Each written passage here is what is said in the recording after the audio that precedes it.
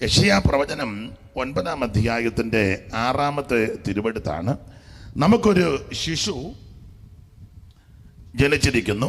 നമുക്കൊരു മകൻ നൽകപ്പെട്ടിരിക്കുന്നു. നമുക്ക് ഒരു മകൻ നൽകപ്പെട്ടിരിക്കുന്നു.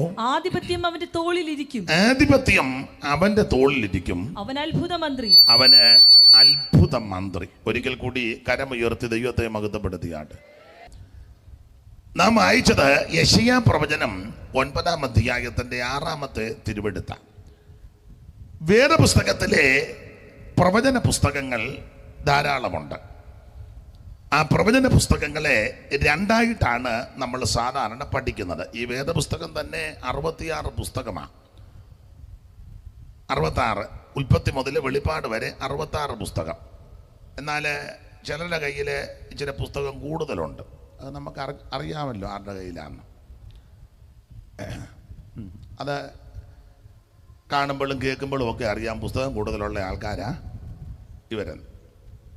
അപ്പം എന്തായാലും 66 പുസ്തകം. ഉൽപ്പത്തി പുസ്തകം, ആദ്യ പുസ്തകം, ഒടുവിലത്തെ പുസ്തകം, വെളിപ്പാട് പുസ്തകം, മൊത്തം 66. ഇതുപോലെ ഒരു പുസ്തകം ഈ ഉലകത്തിൽ ഉണ്ടായിട്ടില്ല, ഇനി ഉണ്ടാകുകയില്ല, ഒരുത്തനും ഉണ്ടാക്കാനും ഒക്കുകയില്ല. ഈ പുസ്തകത്തിൻ്റെ പേര് തന്നെ സത്യവേദ പുസ്തകമെന്ന. സത്യവേദ പുസ്തകം.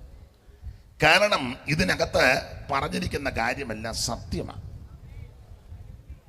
മറ്റേ പല പുസ്തകങ്ങളിലും നമ്മൾ പലതും വായിക്കാറുണ്ട്, വായിച്ചിട്ടുണ്ട്. മിക്കതും യോജിക്കാൻ പറ്റാത്ത കാര്യങ്ങളാണ് എഴുതിയിരിക്കുന്നത്. ഇത് സത്യമായ കാര്യമാണ് എഴുതിയിരിക്കുന്നത്. ആകാശവും ഭൂമിയൊക്കെ മാറിപ്പോയാലും ഈ സത്യവേദ പുസ്തകത്തിലെ വചനത്തിൻ്റെ വള്ളിക്കും പുള്ളിക്കും മാറ്റം വരികയില്ല, വരുത്തണ്ട. എപ്പോഴും ഞാൻ പറയും, ഏതാണ്ട് 1600 കൊല്ലങ്ങൾ കൊണ്ടായി 66 പുസ്തകം എഴുതി തീർത്തത്. ഏതാണ്ട് 40 എഴുത്തുകാർ പലയിടങ്ങളിലിരുന്നായി എഴുതിയത്. പലരും തമ്മിൽ കണ്ടിട്ടില്ല, പക്ഷേ എഴുതി വന്നപ്പോൾ ഇതെല്ലാം ഒത്തെന്നുള്ളതാണ് അതിൻ്റെ വിശേഷത. തന്നെയല്ല, ആദ്യം എഴുതിയത് പിന്നെ വെട്ടേണ്ടി വന്നിട്ടില്ല. കാരണം ഉൽപ്പത്തി പുസ്തകത്തിലെ ആശയം തന്നെ വെളിപ്പാട് വരുമ്പോഴും, ഉൽപ്പത്തി പുസ്തകത്തിൽ ഒരു ദൈവത്തെ പറ്റിയാണ് പറയുന്നത്, ദൈവം, ഏക ദൈവം. വെളിപ്പാട് പുസ്തകത്തിൽ വന്നപ്പോഴും അത് തന്നെയാണ് പറയുന്നത്, നീയല്ലോ ഏക പരിശുദ്ധൻ. ഉൽപ്പത്തിയിൽ ഒരു ദൈവത്തെ ദൈവത്തിൻ്റെ കാര്യം പറഞ്ഞേച്ച് യെശയ്യാ വന്നപ്പം 5-6 ദൈവങ്ങളും, പിന്നെ വെളിപ്പാട് വന്നപ്പം 1000 കണക്കിന് ദൈവങ്ങളും. അങ്ങനെ ഒരു ഗതികേട് വന്നില്ല. ഉൽപ്പത്തി പറഞ്ഞ ദൈവം തന്നെ വെളിപ്പാട് പുസ്തകത്തിലും ഏകദൈവം. ഇതിനകത്തെ പ്രധാനപ്പെട്ട വിഷയം മനുഷ്യവർഗത്തിൻ്റെ രക്ഷയാണ്. തീത്തോസിൻ്റെ ലേഖനത്തിൽ നമ്മൾ വായിക്കുന്ന 2:11 സകല മനുഷ്യർക്കും രക്ഷാകരമായ ദൈവകൃപ. അപ്പം എല്ലാവർക്കുമുള്ള രക്ഷ, സകല മനുഷ്യർക്കുമുള്ള രക്ഷ. ഇതൊരു വിഭാഗത്തിനോ ഒരു മതത്തിനോ ഒരു സംഘടനയ്ക്കോ ഒരു സംഘത്തിനോ ഉള്ളതല്ല, സകല മനുഷ്യർക്കും വേണ്ടിയുള്ള രക്ഷയാണ്. ആ രക്ഷ യേശു ക്രിസ്തുവിൽ കൂടി സകല മനുഷ്യർക്കും. ഇതിലെ പ്രതിപാദ്യ പുരുഷൻ കർത്താവാകുന്ന യേശു ക്രിസ്തു ഉൽപ്പത്തി പുസ്തകം മുതൽ വെളിപ്പാട് പുസ്തകം വരെ ഒളിഞ്ഞും തെളിഞ്ഞും നിഴലായിട്ടും പൊരുളായിട്ടും എല്ലാം പരിലസിക്കുന്ന ഒരേ ഒരുവനേയുള്ളൂ, നസ്രയനാകുന്ന യേശു ക്രിസ്തു. എല്ലാവരിലും ശ്രേഷ്ഠനാകുന്ന, എല്ലാവരിലും ഉന്നതനാകുന്ന, എല്ലാവരാലും ആദരിക്കപ്പെടുന്ന, എല്ലാവരെയും സ്നേഹിക്കുന്ന, എല്ലാവർക്കും വേണ്ടി ജീവനെ തന്ന, എല്ലാവർക്കും വേണ്ടി യാഗമായി തീർന്ന, എല്ലാവരെയും രക്ഷിക്കാൻ കഴിവുള്ള നസ്രയനാകുന്ന യേശു ക്രിസ്തു. അതാണ് ഈ പുസ്തകത്തിലെ പ്രതിപാദ്യ പുരുഷൻ. സ്ത്രീയുടെ സന്തതി എന്നുള്ള ആ പ്രത്യേക വിശേഷണങ്ങളോടെ ഓരോ അധ്യായത്തിലും വീണ്ടെടുപ്പുകാരനായിട്ടും ന്യായാധിപനായിട്ടുമൊക്കെ പരിലസിച്ച് വെളിപ്പാട് പുസ്തകത്തിലുമൊക്കെ ആ വേളികടിക്കാൻ വരുന്ന ആ ദൈവകുഞ്ഞാടായിട്ട് പരിലസിക്കുന്ന നസ്രയനാകുന്ന യേശു ക്രിസ്തു. അതായത് ഈ പുസ്തകത്തിലെ പ്രതിപാദ്യ പുരുഷൻ, പ്രതിപാദ്യ വിഷയം രക്ഷ, മനുഷ്യവർഗത്തിൻ്റെ രക്ഷ, പ്രതിപാദ്യ പുരുഷൻ യേശു ക്രിസ്തു. അപ്പോൾ ഈ പുസ്തകത്തിന് തിരുത്തൊന്നും വേണ്ടി വന്നിട്ടില്ല. ഉണ്ടായി, നീ ഇവിടുന്ന് എഴുന്നേറ്റ് അവിടെ പോയി എന്തിനാ വർത്താനം പറയാൻ പോ. അപ്പോൾ ശ്രദ്ധിക്കുക, ഈ പുസ്തകം ഇത്ര ശ്രേഷ്ഠമേറിയൊരു പുസ്തകം. ഇത് എടുത്തവർക്ക് ആർക്കും ദോഷമൊന്നും വന്നിട്ടില്ല. എടുത്തവരെന്ന് ഞാൻ ഉദ്ദേശിച്ചത് എടുക്കേണ്ടതുപോലെ എടുത്തവരുടെ കാര്യമാണ്. സ്തോത്രം. കടക്കാർ ധാരാളം എടുത്തുകൊണ്ട് പോയിട്ടുണ്ട്, അവരുടെ കാര്യമല്ല ഈ പറഞ്ഞത്. സ്തോത്രം. അതും അവർ നല്ല രീതിയിലാണ് എടുത്തെങ്കിൽ അവർക്കും ഗുണമാണ്. ചുമട്ടുകാർക്കെല്ലാം ഗുണം വരുമെന്ന് ഈ പുസ്തകം എടുത്തുകൊണ്ടാണെന്ന് പറയാനൊക്കെ. അവരും നല്ല നിലയിൽ ഈ പുസ്തകം ചുമ്മിയിട്ടുണ്ടെങ്കിൽ അവർക്കും അനുഗ്രഹമാണ്. അപ്പോൾ ഈ പുസ്തകം എടുത്തവർക്ക് ആർക്കും ഒരു ദോഷവും വന്നിട്ടില്ല, വരുത്തുമില്ല. കാരണം പുസ്തകത്തിലെ വാക്യം അങ്ങനെ, യഹോവ ഒരു ദോഷവും തട്ടാതെ വണ്ണം നിന്നെ പരിപാലിക്കും. ഒരു ദോഷവും വരാൻ ദൈവം അനുവദിക്കുകയില്ല. അപ്പോൾ ഈ പുസ്തകം നമ്മുടെ കയ്യിൽ ലഭിച്ചത് തന്നെ വളരെ മഹാഭാഗ്യമാണ്. ഒരു കാലത്ത് ചിലർ ഈ പുസ്തകം വായിപ്പിക്കത്തില്ലായിരുന്നു. അവരൊന്ന് രണ്ട് പേര് അത്യാവശ്യം വായിക്കും, പിന്നെ തന്നെയല്ല അങ്ങനെ അധികം വായിക്കുന്നില്ലെങ്കിലും വളരെ പക്വതയോടെ ഈ പുസ്തകം അവർ കൈകാര്യം ചെയ്യുന്നത്. എടുത്ത് വെച്ചൊരു ഉമ്മയൊക്കെ ഉണ്ട്, അങ്ങനെയൊക്കെ ചെയ്യും വളരെ പക്വതയോടെ. ആ കാര്യത്തിൽ അവരെ അഭിനന്ദിക്കുക, വളരെ ഭദ്രമായിട്ട്. ഇപ്പം പിന്നെ എല്ലാവരോടും ചേർന്ന് പുസ്തകം എടുത്ത് അടുത്ത വീട്ടിൽ കൊണ്ട് കൊടുക്കുന്നുണ്ട്. ഇവിടെ എങ്ങനെയാണെന്നറിയാമല്ല, കണ്ടിട്ടുണ്ട്. എല്ലാവരോടും ചേർന്ന് പുസ്തകമായിട്ട് ഒരാൾ മുന്നേ നടക്കും, ബാക്കിയുള്ളവരെല്ലാം പുറകെ കൊണ്ട് അടുത്ത വീട്ടിൽ. അവിടെയും ചില കാര്യങ്ങൾ കഴിഞ്ഞ് ആ വീട്ടിൽ നിന്ന് അടുത്ത വീട്ടിൽ.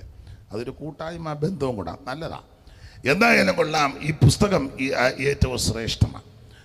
ആകാശവും ഭൂമിയും ഒക്കെ മാറിപ്പോകും, ഇതിനകത്തെ വള്ളിക്കും പുള്ളിക്കും ഒരു മാറ്റവും വരികയില്ല. കാരണം എല്ലാ തിരുവെടുത്തും ദൈവവിശ്വാസ്യമാണ്. ഇനി നമ്മുടെ ഇടയിൽ ചില വിഡ്ഢികൾ ധാരാളമുണ്ട്. നമ്മുടെ ഇടയിൽ, നമ്മുടെ എന്ന് പറഞ്ഞാൽ പെന്തിക്കോസ്, നമ്മുടെ ഇടയിൽ ചില വിഡ്ഢികൾ വന്നിട്ട് ഇപ്പം പറയുന്നത് പഴയ നിയമം പ്രസംഗിക്കരുതെന്ന്, അത് വായിക്കരുത്, സങ്കീർത്തനം വായിക്കരുത്, പഴയ നിയമം തൊട്ടേക്കരുത്. ഒരുത്തൻ ചോദിച്ചു ഒന്നിച്ച് കുത്തിക്കെട്ടിയതാരാ, ഒരുത്തൻ പറഞ്ഞത് കീറിക്കളയാൻ പറഞ്ഞതാ, പഴയ നിയമം എല്ലാം കീറിക്കളയാൻ. അപ്പം അത് കേട്ടോണ്ട് നമ്മുടെ ചില പൂഞ്ഞാൻ ഉപദേശിമാരിപ്പം തുള്ളുന്നുമുണ്ട് ഇത് കണ്ടുകൊണ്ട്. അതുകൊണ്ട് നിനക്കും മട്ട അവനും മട്ട. അപ്പോൾ ഒരു കാര്യം പറയാം, എല്ലാ തിരുവെഴുത്തും ദൈവവിശ്വാസികമാണ്. ഉൽപ്പത്തി പുസ്തകം 1-ാം അധ്യായത്തിൻ്റെ 1-ാം വാക്യം മുതൽ വെളിപ്പാട് പുസ്തകം 22-ാം അധ്യായത്തിൻ്റെ ഒടുവിലത്തെ വാക്യം വരെ പഠിച്ചാൽ ഇത് ദൈവത്തിൻ്റെ വചനമാണ്. ദൂതൻ പറഞ്ഞതും ദൈവം പറഞ്ഞതും മനുഷ്യൻ അന്യോന്യം പറഞ്ഞതും ഇതിൽ കൂടുതലും ദൈവം പറഞ്ഞ കാര്യങ്ങളാണ്. അപ്പോൾ ഉൽപ്പത്തി പുസ്തകം 1-ാം അധ്യായം മുതൽ വെളിപ്പാട് പുസ്തകം 22-ാം അധ്യായം വരെ പ്രസംഗിക്കാം. കാരണം ഇതിലെ ഓരോ അധ്യായത്തിലും ഓരോ പുസ്തകത്തിലും ഞാൻ ഓർപ്പിച്ചല്ല, ഒളിഞ്ഞും തെളിഞ്ഞും നിൽക്കുന്ന വ്യക്തി നസറയനാകുന്ന യേശു ക്രിസ്തുവാണ്. ദൈവത്തിൻ്റെ മഹത്വം യേശു ക്രിസ്തുവാണ്. ശരീരത്തിൻ്റെ ഏത് ഭാഗം മുറിച്ചാലും ചോര വരുമല്ലോ എന്ന് പറഞ്ഞ പോലെ ഇതിൻ്റെ ഏത് ഭാഗം ഒന്ന് മുറിച്ചെടുത്താലും യേശു ക്രിസ്തുവിനെ ദർശിക്കാം. അതായി പുസ്തകത്തിൻ്റെ വിശേഷത. ദൈവത്തിന് പിന്നെ അത് പരുവമുള്ളവരെ പറയാവുള്ളൂ, അല്ലെ പിന്നെ മെനക്കേടാകും. അങ്ങനെ അത് പരുവത്തിന് പറയാൻ അറിയാവുന്നവർ പറഞ്ഞാൽ മതി, അല്ലാത്തവർ പാട്ട് പാടി വെച്ച് പോകുന്നതായിരിക്കും നല്ലത്. അപ്പം എന്തായാലും ഈ പുസ്തകം അതുപോലെ ശ്രേഷ്ഠമേറിയ പുസ്തകമാണ്. ആട്ടെ, പ്രാരംഭത്തിലെ മോശയുടെ 5 പുസ്തകങ്ങളാണ് പഞ്ചഗ്രന്ഥങ്ങൾ എന്ന് പറയും. ഇതെന്തിനാ? നിങ്ങൾക്കിതെല്ലാം അറിയാത്ത ആരെങ്കിലും സമീപത്തോ ശബ്ദപരിധിയിലോ ശ്രദ്ധിക്കുന്നുണ്ടെങ്കിൽ, ഓൺലൈനിൽ ആരെങ്കിലും ഉണ്ടെങ്കിൽ അവരുടെ അറിവിനായി ഇത് പറഞ്ഞു. അവരെയും കൂടെ ഉന്നം വെച്ചാന്നല്ലോ നമ്മൾ ഈ യോഗം നടത്തുന്നത്. നമുക്ക് വേണ്ടിയാണെങ്കിൽ ഇങ്ങനെ ഇത്രയും ക്രമീകരണം വേണ്ടായിരുന്നു. നമ്മുടെ ഹോളിനകത്ത് നമുക്ക് തുള്ളുകയും ചാടുകയും ചെയ്യാമായിരുന്നു. അപ്പോൾ ഇന്ന് ഈ ദിവസങ്ങൾ ഇങ്ങനെ ഈ തുറസായ സ്ഥലത്ത് ഈ പന്തലുമൊക്കെ ഇട്ട് റോഡ് സൈഡിൽ ഈ വളരെ ബന്ധപ്പെട്ട് അധ്വാനിച്ച് ചെലവഴിച്ച് ഈ യോഗം നടത്തുന്നത് മറ്റുള്ളവരും കൂടെ അറിയാനും കേൾക്കാനുമാണ്. അപ്പോൾ ഈ പുസ്തകത്തെപ്പറ്റി 1-2 കാര്യങ്ങൾ പറയുന്നത് നല്ലതാണ്. അല്ലെ മറ്റുള്ളവരത് എന്തുവാന്ന് കുറച്ച് ദിവസമായി കിടന്നെല്ലാം കൂടെ അലച്ചേച്ച് പോകുന്ന കണ്ട് എന്ന് അവർ പറയരുത്. അപ്പോൾ അവർ കൂടി ഇത് അറിയണം, മനസ്സിലാക്കണം. അപ്പോൾ ഈ പുസ്തകം 66 പുസ്തകം, ആദ്യം 5 പുസ്തകമാണ്. ഉൽപ്പത്തി പുസ്തകം, പുറപ്പാട് പുസ്തകം, ലേവിയ പുസ്തകം, സംഖ്യാ പുസ്തകം, ആവർത്തന പുസ്തകം. ഞാനിപ്പോൾ ഇത് പറയുമ്പോൾ നിങ്ങൾ പറയാം ഇതോ ഈ സൺഡേ സ്കൂൾ എടുക്കുകയാണോ എന്ന്. അല്ല, സൺഡേ സ്കൂൾ പഠിപ്പിക്കുകയല്ല. സൺഡേ സ്കൂളിന് പോലും പോകാത്ത ആരെങ്കിലും ഇവിടെ കേൾക്കുന്നുണ്ടെങ്കിൽ അവരുടെ അറിവിനാണ്. കാരണം പുസ്തകത്തിലെ വാക്യം ഒരാത്മാവ് ഭൂലോകത്തെക്കാൾ വിലയേറിയതാണ്. ഈ ദിവസങ്ങളിലെ യോഗത്തിൽ ഒരാൾ രക്ഷിക്കപ്പെട്ടാൽ മതി, ഈ യോഗം വിജയമാണ്. നമ്മൾ ഓർക്കുന്ന ദേശം മുഴുവൻ അങ്ങോട്ട് രക്ഷിക്കപ്പെട്ടാൽ നല്ലതാണ്. അങ്ങനെ മൊത്തത്തിലൊന്നും വരികയില്ല. ദൈവത്തിന് മഹത്വം. ഒരാൾ രക്ഷിക്കപ്പെട്ടാൽ മതി, ഈ യോഗം വിജയമാണ്. ദൈവത്തിന് മഹത്വം. അപ്പോൾ ആരംഭത്തിൽ 5 പുസ്തകം, അത് പഞ്ചഗ്രന്ഥങ്ങൾ എന്നറിയപ്പെടും. ഉൽപ്പത്തി പുസ്തകം, പുറപ്പാട് പുസ്തകം, ലേവിയ പുസ്തകം, സംഖ്യാ പുസ്തകം, ആവർത്തന പുസ്തകം. അതിനുശേഷമായിട്ട് ചരിത്ര പുസ്തകങ്ങളാണ് ഇതിനകത്ത്. യോശുവയുടെ പുസ്തകം മുതൽ എസ്തേറിൻ്റെ പുസ്തകം വരെ ചരിത്ര പുസ്തകങ്ങൾ. അത് കഴിഞ്ഞ് സംഗീത പുസ്തകങ്ങളായിട്ടാണ് ഈ പുസ്തകത്തെ തിരിച്ചിരിക്കുന്നത്. അതിൽ മെച്ചപ്പെട്ട സംഗീത പുസ്തകമാണ് പാട്ടുകളുടെ പാട്ടെന്നറിയപ്പെടുന്ന ഉത്തമ ഗീതം. അതിനുശേഷമായിട്ട് നാം പഠിക്കുമ്പോൾ പ്രവചന പുസ്തകങ്ങളാണ്. യെശയ്യാ പ്രവചനം മുതൽ മലാക്കി പ്രവചനം വരെയുള്ള പ്രവചന പുസ്തകങ്ങൾ. അതിനുശേഷമായിട്ട് അങ്ങനെ പഴയ നിയമം പര്യവസാനിച്ച് പിന്നീട് പുതിയ നിയമത്തിലേക്ക് പ്രവേശിക്കുന്നു. പുതിയ നിയമത്തിൽ പ്രാരംഭത്തിൽ 4 പുസ്തകം സുവിശേഷ പുസ്തകങ്ങളാണ്. മത്തായി സുവിശേഷം, മർക്കോസിൻ്റെ സുവിശേഷം, ലൂക്കോസിൻ്റെ സുവിശേഷം, യോഹന്നാൻ എഴുതിയ സുവിശേഷം. സുവിശേഷം 4 ഇല്ല, സുവിശേഷം 1 ഉള്ളൂ. സുവിശേഷത്തിൻ്റെ 4 വിശേഷതകൾ 4 പേരും എഴുതി. അപ്പോൾ 4 പുസ്തകങ്ങൾ ആരംഭത്തിൽ പുതിയ നിയമത്തിൽ. ദൈവത്തിന് മഹത്വം. അത് യേശു ക്രിസ്തുവിനെ പറ്റിയാണ്. യേശു ക്രിസ്തുവിൻ്റെ ജനനം, അവിടുത്തെ ശുശ്രൂഷ, ജീവിതം, അവിടുത്തെ കഷ്ടാനുഭവങ്ങൾ, മരണം, അവിടുത്തെ അടക്കം, ഉയർപ്പ്, ഇതൊക്കെയാണ് സുവിശേഷം. സുവിശേഷം എന്ന് പറഞ്ഞാൽ മതം മാറ്റുകയല്ല, ആളെ കൂട്ടുകയല്ല, ബഹളം ഉണ്ടാക്കുകയല്ല, സഭ മാറ്റുകയല്ല. സുവിശേഷം എന്ന് പറഞ്ഞാൽ യേശു ക്രിസ്തുവിനെ വെളിപ്പെടുത്തി കൊടുക്കുക. അത് ഓരോ ദിവസവും ഓരോരുത്തരും വന്ന് അവർക്കറിയാവുന്ന നിലയിൽ ദൈവകൃപയിൽ ശരണപ്പെട്ട് അവർ യേശുവിനെ വെളിപ്പെടുത്തുകയാണ്. എല്ലാവരും ഇപ്പോൾ ഒരുപോലെ പറയണമെന്ന്, ഒരുപോലെ പ്രസംഗിക്കണമെന്ന്, ഒരുപോലെ ചെയ്യണമെന്ന് പറഞ്ഞാൽ ഒക്കുന്നില്ല. ഒറ്റ വാക്ക് പറഞ്ഞാൽ മതി, യേശു ഏകരക്ഷകൻ. അത് അവനവൻ്റെ ശൈലി അനുസരിച്ച്, ദൈവം തരുന്ന കൃപയ്ക്കനുസരിച്ച് ചെയ്യുക. അതാണ് ഇവിടെ നടന്നുകൊണ്ടിരിക്കുന്നത്. അപ്പോൾ പ്രാരംഭത്തിൽ 4 സുവിശേഷം, അതിനുശേഷമായിട്ട് അപ്പോസ്തോല പ്രവൃത്തി എന്ന് പറയുന്ന പുസ്തകം നിങ്ങൾക്കറിയാം. അപ്പോസ്തോലന്മാരുടെ പ്രവൃത്തികൾ എന്ന് പറഞ്ഞാൽ പരിശുദ്ധാത്മാവിൻ്റെ പ്രവൃത്തികൾ. ആ അപ്പോസ്തോലന്മാരാൽ സംഭവിച്ച കാര്യങ്ങളാണ് ആ പുസ്തകത്തിൽ രേഖപ്പെടുത്തിയിരിക്കുന്നത്. അപ്പോൾ അപ്പോസ്തോലന്മാരുടെ ശുശ്രൂഷകളാലും പരിശുദ്ധാത്മാവിൻ്റെ പ്രവൃത്തിയാൽ നിരവധി സഭകൾ ഉടലെടുത്തു പലയിടങ്ങളിൽ. ആ സഭ എന്ന് പറഞ്ഞാൽ രക്ഷിക്കപ്പെട്ടവരുടെ കൂട്ടമാണ്. ആ സഭ ഉടലെടുത്തു. ആ സഭ കർത്താവിൻ്റെ വരവിന് വേണ്ടി ഒരുങ്ങണം എന്ന് പറഞ്ഞാൽ യേശു ഒരിക്കൽ വന്നു, മരിച്ചു, അടക്കപ്പെട്ട്, ഉയർത്ത് ഇപ്പോൾ സ്വർഗത്തിലുണ്ട്. ആ യേശു വീണ്ടും തിരിച്ചു വരും. ആ തിരിച്ചു വരുന്നത് എന്തിനെന്ന് ചോദിച്ചാൽ തിരുസഭയെ ചേർക്കാനാണ്. പെന്തിക്കോസുകാരെ എല്ലാം കൊണ്ടുപോകാനല്ല, ബ്രദറുകാരെ എല്ലാം കൊണ്ടുപോകാനല്ല, TPM-കാരെ എല്ലാം കൊണ്ടുപോകാനല്ല, കത്തോലിക്കരെ എല്ലാം കൊണ്ടുപോകാനല്ല, യാക്കോബ, മാർത്തോമ, ഓർത്തഡോക്സ്, റീത്ത്, ലത്തീൻ, London, Salvation Army, CMS, CSI, Anglican, ഇതിനെല്ലാം കൂടെ അടിച്ചു തൂത്ത് കമ്പത്തിൽ നിന്ന് കാളയിറക്കം പോലെ കൊണ്ടുപോകാനല്ല. കർത്താവ് വരുന്നത് സ്തോത്രം തിരുസഭയെ ചേർക്കാനാണ്. അപ്പോൾ ആ തിരുസഭ എങ്ങനെയായിരിക്കണം, എങ്ങനെ ജീവിക്കണം, ഏത് വിധത്തിലായിരിക്കണം, അതിൻ്റെ ഉപദേശങ്ങൾ, പ്രമാണങ്ങൾ, ചിട്ടകൾ, നിഷ്ഠകൾ, ക്രമങ്ങൾ, ക്രമീകരണങ്ങൾ, അതാണ് ലേഖനത്തിൽ കൂടി നമുക്ക് തന്നിരിക്കുന്നത്. പരിശുദ്ധാത്മ നിയോഗം പ്രാപിച്ച് ദൈവത്തിൻ്റെ ദാസന്മാർ എഴുതിയ ലേഖന പരമ്പരകൾ, റോമാലേഖനം മുതൽ യൂദയുടെ ലേഖനം വരെ 21 ലേഖനങ്ങൾ. ഈ ലേഖനങ്ങൾ എന്തിനെന്ന് ചോദിച്ചാൽ കർത്താവിൻ്റെ വരവിനായി നമ്മളെ ഒരുക്കുക. ലേഖനത്തിനകത്ത് മുഴുവൻ ഉപദേശങ്ങളാണ് തന്നിരിക്കുന്നത്. എല്ലാം നല്ല ഉപദേശങ്ങളാണ്. കർത്താവിന് മഹത്വം. ഇതാണ് ലേഖന പരമ്പര. ഒടുവിലായിട്ട് വെളിപ്പാട് പുസ്തകം. ദൈവം തമ്പുരാൻ കരുതി ക്രമീകരിച്ച് വെച്ച കാര്യമെല്ലാം തക്ക സമയം വന്ന് മറനീക്കി വെളിപ്പെടുത്തി കൊടുത്തു, അനാച്ഛാദനം ചെയ്തു എന്ന് പറഞ്ഞതുപോലെ വെളിപ്പെടുത്തി കൊടുത്തു. അതാണ് മറനീക്കി വെളിപ്പെടുത്തി ലഭിച്ച വെളിപ്പാട് പുസ്തകം. വെളിപ്പാട് പുസ്തകത്തിൻ്റെ വിശേഷത തന്നെ എഴുതിയിട്ടുണ്ട്. യേശുക്രിസ്തുവിൻ്റെ വെളിപ്പാടാണ്, നമ്മുടെ ആരുടെയും വെളിപ്പാടല്ല. നമ്മുടെ വെളിപ്പാട് പറയാതിരിക്കുന്നതാ നല്ലത്. പലരുടെയും വെളിപ്പാടൊക്കെ പറഞ്ഞ് പലരും കുഴഞ്ഞു കിടക്കുക. സ്തോത്രം. ഒരാൾ വന്ന് വെളിപ്പാട് പറഞ്ഞു, വസ്തുവും വീടും വിൽക്കുന്നതായിട്ട് കാണുന്നു. പിറ്റേ ദിവസം വന്ന പുള്ളി പറഞ്ഞു, ഒരു കാരണവശാലും ഇത് വിൽക്കരുത്. അപ്പോൾ വേറൊരു പുള്ളി പറഞ്ഞു, ഇത് വിൽക്കാതെ തന്നെ വേറെ കിട്ടുന്നതായിട്ട് കാണുന്നു. ചുരുക്കി പറഞ്ഞാൽ വീട്ടുകാരും കിടന്ന് കുഴയുക, വിൽക്കണോ വിൽക്കണ്ടേ. അതുങ്ങൾ അവസാനം പറഞ്ഞു, ഇനി ഒരുത്തനെ ഇവിടെ കയറ്റുന്നില്ലെന്ന്. കുഴയല്ലേ. അതുകൊണ്ട് ചള്ളും പൊട്ടുമൊക്കെ കേൾക്കാതിരിക്കുന്നതാ നല്ലത്. നമ്മുടെ വെളിപ്പാട് അധികം പറയാതിരിക്കുന്നതാണ് നല്ലത്. സ്തോത്രം. പണ്ട് ഒരാളൊരു വെളിപ്പാട് പറഞ്ഞു, കൂടാരപ്പള്ളി തൊമ്മൻ്റെ വെളിപ്പാടല്ല വിദ്വാൻകുട്ടി കുഴഞ്ഞത്. അപ്പം നമ്മൾ അധികം വെളിപ്പാടൊന്നും പറയണ്ട, ഇത് യേശുക്രിസ്തുവിൻ്റെ വെളിപ്പാടാണ്. അങ്ങനെ 1-ാം വാക്യത്തിൽ യേശുക്രിസ്തുവിൻ്റെ വെളിപ്പാട്. 2-ാം പുസ്തകത്തിൻ്റെ വിശേഷത വേഗത്തിൽ സംഭവിക്കാനുള്ള കാര്യമാണ്. 3 തൻ്റെ ദാസന്മാരെ കാണിക്കണം, അറിയിക്കണം. അതിനാണ് ഇത് എഴുതിയത്. തന്നെയല്ല, ഇത് വായിക്കുന്നവനും വായിച്ച് കേൾപ്പിക്കുന്നവനും ഇത് എഴുതിയിരിക്കുന്നത് പ്രമാണിക്കുന്നവനും ഭാഗ്യവാനുമാണ്. അപ്പോൾ അങ്ങനെയാണ് ഈ വെളിപ്പാട് പുസ്തകം ഒടുവിലത്തെ പുസ്തകം. അങ്ങനെ മൊത്തം 66 പുസ്തകം. എന്തിനാണ് ഞാനിത് പറഞ്ഞത്? ഇതിനെപ്പറ്റി ഏകദേശം ഒരു ധാരണ ഇല്ലാത്തവരാരെങ്കിലും ഉണ്ടേ അവർക്കൊരു ധാരണ ഉണ്ടാകണം. അതിന് പറഞ്ഞാൽ നിങ്ങൾക്കിതെല്ലാം അറിയാം, നിങ്ങളിതെല്ലാം പഠിച്ച് മിടുക്കരായിട്ടിരിക്കുക. ഇനിയിപ്പോൾ ഞാൻ പറയുന്നത് ഒക്കുന്നുണ്ടോ എന്ന് നോക്കിയിരിക്കുക. അത് നിങ്ങളുടെ ഇരിപ്പ് കാണുമ്പോൾ നിങ്ങളെല്ലാം പഠിച്ച് നിങ്ങൾക്കെല്ലാം അറിയാം. അതുകൊണ്ട് അറിയാവുന്നതുകൊണ്ട് ചിലർ ബൈബിൾ പോലും കൊണ്ടുവരികയില്ല. കാരണം അവർക്കറിയാം. ഇനി അഥവാ കൊണ്ടുവന്നാൽ തുറക്കുക പോലുമില്ല. വേണ്ട, തുറക്കുകയും വേണ്ട. അറിയാമല്ലോ, അത് തന്നെ വലിയ കാര്യം. അപ്പോൾ അറിയാത്ത ആരെങ്കിലും ഉണ്ടെങ്കിൽ അവരുടെ അറിവിനാ ഈ കാര്യങ്ങൾ ഓർപ്പിച്ച് ഒന്നുകൂടെ ഉണർത്തുന്നത്. അപ്പോൾ ഓർപ്പിച്ചല്ലോ, 1600 കൊല്ലം കൊണ്ട് ലോകത്തിൻ്റെ വിവിധ ഇടങ്ങളിൽ ഏതാണ്ട് 40 എഴുത്തുകാർ പല കാലയളവിൽ ഇരുന്ന് എഴുതിയ പുസ്തകമാണ് ഈ സത്യവേദ പുസ്തകം. എഴുതി വന്നപ്പോൾ ഇതെല്ലാം ഒത്തെന്നുള്ളതായി പുസ്തകത്തിൻ്റെ വിശേഷത.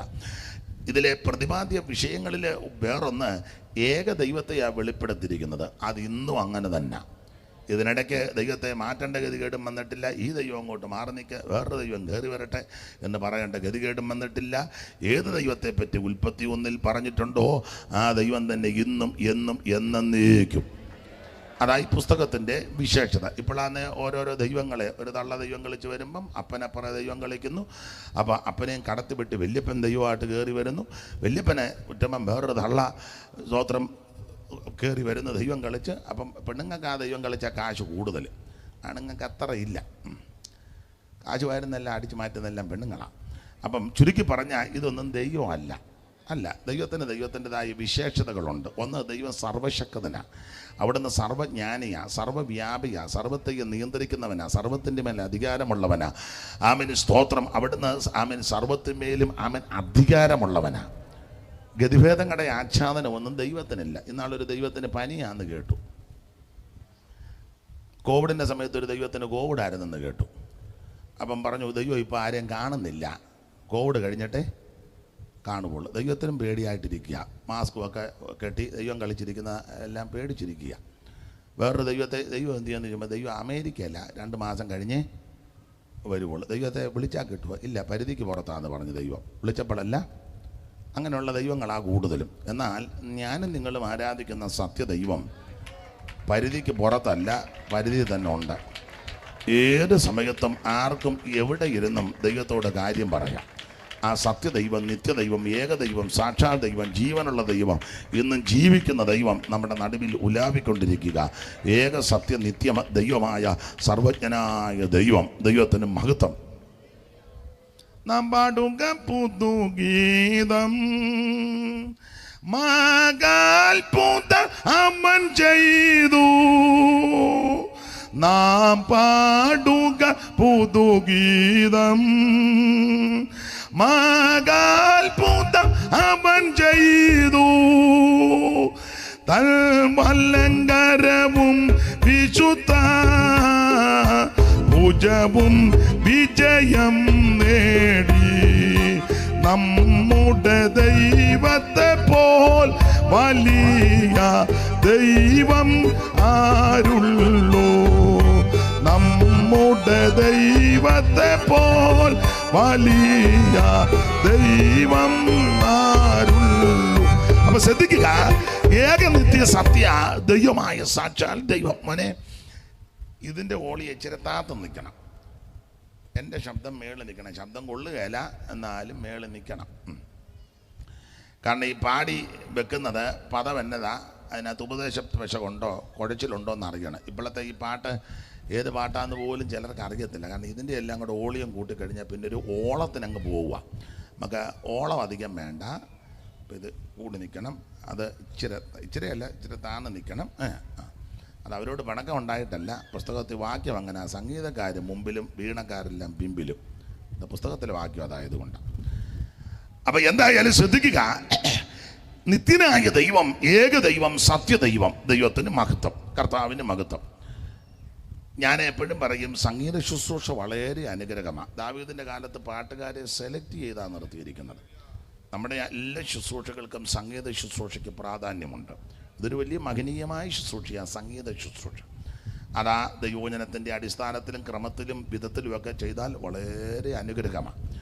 ദൈവത്തിൻ്റെ മഹത്വം. ഞാൻ ചിലരെ ശ്രദ്ധിച്ചിട്ടുണ്ട്, ഇവിടെ അവർ വാക്യം വായിച്ചു തരികയും സഹകരിക്കുകയും ചെയ്യുന്നു. ദൈവം നിങ്ങളുടെ എന്തൊക്കെയാണ്. ചിലയിടത്ത് ഈ സംഗീത ശുശ്രൂഷ കഴിഞ്ഞ് പിന്നെ മൊബൈലിൽ കളിയാ, സ്റ്റേജിലിരുന്നുകൊണ്ട് മൊബൈലിൽ കളിയാ. അവർക്കിതൊന്നും വലിയ വിഷയമല്ല. അങ്ങോട്ട് മെസ്സേജ് അയക്കുന്നു, ഇങ്ങോട്ട് അയക്കുന്നു, അങ്ങോട്ടടിക്കുന്നു, ഇങ്ങോട്ടടിക്കുന്നു, എന്തെല്ലാം കോലാഹലമാണെന്നറിയോ? അങ്ങനെയുള്ളവരെ ആരെയും വിളിക്കരുത്. ഇതുപോലെ ദൈവകൃപയിൽ വലിയ കസർത്തൊന്നും വേണ്ട. ഇതൊരു ശുശ്രൂഷയല്ലേ. കസർത്തുകാരധികം വരാതിരിക്കുന്നതാ നല്ലത്. കസർത്തല്ല നമുക്ക് ആവശ്യം, ശുശ്രൂഷയാണ്. ഇതൊരു ശുശ്രൂഷയാണ്. ഇനിയും അവർക്ക് അത്ര വലിയ പ്രഗത്ഭരല്ലേ, എല്ലാവരോട് ചേർന്നങ്ങ് പാടിയേക്കണം. അപ്പോൾ നമുക്കും സന്തോഷമല്ലേ. എന്നാൽ ദൈവകൃപയിൽ ശരണപ്പെട്ട് വളരെ പക്വതയോടെ ദൈവകൃപയോടെ പാട്ട് പാടുന്ന ധാരാളം സഹോദരി സഹോദരന്മാരുണ്ട്. ദൈവം അവരെ അനുഗ്രഹിക്കട്ടെ. എന്നാൽ മിക്കവരും ഇതിനകത്ത് പിന്നെ വേറെ ബിസിനസ്സുകളാണ്. അവരുടെ പാട്ട് കഴിഞ്ഞ് പിന്നെ പാട്ട് കഴിഞ്ഞ് അങ്ങ് പോവല്ലയോ, ശുശ്രൂഷയിലിരിക്കത്തില്ലല്ലോ. അപ്പോൾ ഒരു ശുശ്രൂഷ, ഇവർ കുഞ്ഞുങ്ങളൊക്കെ ശുശ്രൂഷയിലിരിക്കുന്നതിൽ സന്തോഷമുണ്ട്. ദൈവം നിങ്ങളെ അനുഗ്രഹിക്കട്ടെ. യോഗ്യമായിട്ട് വസ്ത്രമൊക്കെ ധരിച്ച് മാന്യമായിട്ട് ഈ ശുശ്രൂഷയിൽ സഹകരിച്ച് പോകുന്നവരെ ഓർത്ത് ദൈവത്തെ സ്തുതിക്കുന്നു. പിന്നെ ഞാനെപ്പോഴും ഒരു അപേക്ഷയുള്ളത്, ഇഷ്ടമുണ്ടേ മതി. ഈ ചിലയിടത്ത് കൺവെൻഷൻ കഴിഞ്ഞ് ആശീർവാദം കഴിഞ്ഞ് പിന്നെയും പാട്ട് പാടും. പാട്ട് തെറ്റാന്നല്ല, നല്ല, പക്ഷേ നമുക്കൊന്ന് വർത്താനം പറയാനോ മിണ്ടാനോ ഒക്കെയല്ല. പിന്നെ എല്ലാം കൈക്കറി കാണിച്ച് വെച്ച് പോവാം. ഇതങ്ങ് നിങ്ങളെങ്ങനെയാണെന്ന് എനിക്കറിയാൻ മേല. ഇല്ല, കണ്ണടച്ച് കാണിച്ചില്ലെന്ന്. ദൈവത്തിൻ്റെ മകൻ. അത് കുറ്റമല്ല, പാട്ട് നല്ലതാ. എന്നാലും കൺവെൻഷൻ കഴിയുമ്പോൾ നിങ്ങൾക്ക് അങ്ങനെ അനുഭവം ഉണ്ടായിട്ടുണ്ടോ എന്ന് അറിയത്തില്ല. അതാ ഭാര്യ ഭർത്താവിനെ അച്ചാന്ന് കിടന്നങ്ങ് കുഴയുക നമ്മൾ. പിന്നെ ഒരു ധാരണയിലേക്ക് അങ്ങ് പോവുക. അപ്പം അത് എത്രത്തോളം നല്ലതാണെന്ന് അവനവനൊന്ന് ചിന്തിച്ചാൽ മതി. ഞാൻ പാട്ടിനെതിരെ, എനിക്ക് പാട്ട് ഇഷ്ടമാണ്, പാട്ട് പാടുന്നവരെ ഇഷ്ടമാണ്. എന്നാലും കൺവെൻഷൻ ആശീർവാദം കഴിഞ്ഞ് പിന്നെ നിന്ന് പാടുമ്പം വണ്ടിയിലോട്ട് കയറി വാന്ന് പറഞ്ഞും വിളിക്കുന്നതും തന്നെയല്ലേ. ഈ ദൈവദാസന്മാരൊക്കെ ചിലപ്പോൾ അന്നാരുമായിരിക്കും ഒന്ന് കണ്ട് പരിചയം, ഒന്ന് അങ്ങോട്ട് വന്ന് വർത്തമാനം പറയാനോ, അത് കേൾപ്പിക്കത്തുമില്ല. ഒന്ന് പിന്നെ അവസാനം പിന്നെ അങ്ങനെ അങ്ങ് പോവുക. അപ്പം അത് എൻ്റെ ഒരു അഭിപ്രായം പറഞ്ഞതേ ഉള്ളൂ. ദൈവത്തിൻ്റെ മഹത്വം. പിണങ്ങാനും ഒന്നുമല്ല. എന്നാൽ താൻ തന്നെ പാടിക്കൂ എന്ന് പറയരുത്. കർത്താവിന് മഹത്വം. ശ്രദ്ധിക്കുക. അപ്പോൾ ഈ സംഗീത ശുശ്രൂഷയ്ക്ക് വളരെ പ്രാധാന്യമുണ്ട്. ദാവീദ് കാര്യങ്ങളെല്ലാം ക്രമീകരിച്ചല്ലോ. ഞാൻ പാടും, ഞാൻ കീർത്തനം ചെയ്യും, ഞാൻ ഉള്ള കാലത്തോളം എൻ്റെ ദൈവത്തിൻ്റെ പാട്ട് പാടുവെന്ന 13-ാം സങ്കീർത്തനം 6 വായിക്കുന്നത്, യഹോവ എനിക്ക് നന്മ ചെയ്തിരിക്കൊണ്ട് ഞാൻ അവന് പാട്ട് പാടുവെന്ന. ദൈവത്തിൻ്റെ മഹത്വം. ആ ശുശ്രൂഷകളും ഭംഗിയായിട്ട് ദൈവം നടത്തട്ടെ. കുഞ്ഞുങ്ങളെ ദൈവം വീണ്ടും ഉത്തരോത്തരം അനുഗ്രഹിക്കട്ടെ. അപ്പോൾ ഈ വേദപുസ്തകത്തിലെ പ്രവചന പുസ്തകം, യെശയ്യാ പ്രവചനം മുതൽ മലാക്കി വരെയുള്ളതായ പ്രവചന പുസ്തകം, ഈ പ്രവചന പുസ്തകങ്ങളെ രണ്ടായിട്ടാണ് നമ്മൾ തരംതിരിച്ച് പഠിക്കുന്നത്. വലിയ പ്രവാചകന്മാരും ചെറിയ പ്രവാചകന്മാരും. വലിയ പ്രവാചകന്മാരും ചെറിയ പ്രവാചകന്മാരും. വലിയ പ്രവാചകന്മാരെന്ന് പറഞ്ഞാൽ നെടുപ്പമുള്ളയാളും തൂക്കമുള്ളയാളും വിലയേറിയ വണ്ടിയെ വരുന്നയാളും മുഴുത്ത ജിബ്ബായിട്ടയാളും കൂടെ അമേരിക്കയിലും പേർഷ്യയിലും ലോകം മുഴുവൻ ചുറ്റി ഊടാടി വരുന്ന പ്രവാചകനല്ല വലുത്. അല്ല. സ്തോത്രം. നമ്മളങ്ങനെ ധരിച്ചു വച്ചേക്കുന്നത്. വലിയ പ്രവാചകൻ വരിക, അതാരാ വലിയ പറയാം? വന്ന വണ്ടി ഒന്ന് കാണണമായിരുന്നു, വലിയ ആളാ. ആ ഡ്രസ്സോ ഈ ചൂടും പിടിച്ച് സൂട്ടും എല്ലാം ഇട്ട് വെട്ടി വിയർക്കുകയായിരുന്നു, പാൻ പോലും ഇല്ല. ഈ മീനച്ചൂടിന് ഇതെല്ലാം കൂടെ എന്തൊരു ബുദ്ധിമുട്ടാണെന്നറിയാമോ? ഞാൻ അമേരിക്കക്കാർ ചെയ്യട്ടെ, അവിടെ തണുപ്പല്ലേ, അവരതുകൊണ്ടൊക്കെ കടുത്തറ്റ് ഇറുക്കിയ എന്തോ അതിന് പറയുന്നത് ടയ്യ്, തണുപ്പിന് തൊണ്ടയ്ക്കൊക്കെ നല്ല സുഖമാണ് അതങ്ങനെ വെച്ചാൽ. അത് കണ്ടുകൊണ്ട് നമ്മൾ ഈ തിരുവനന്തപുരത്തിരുന്ന്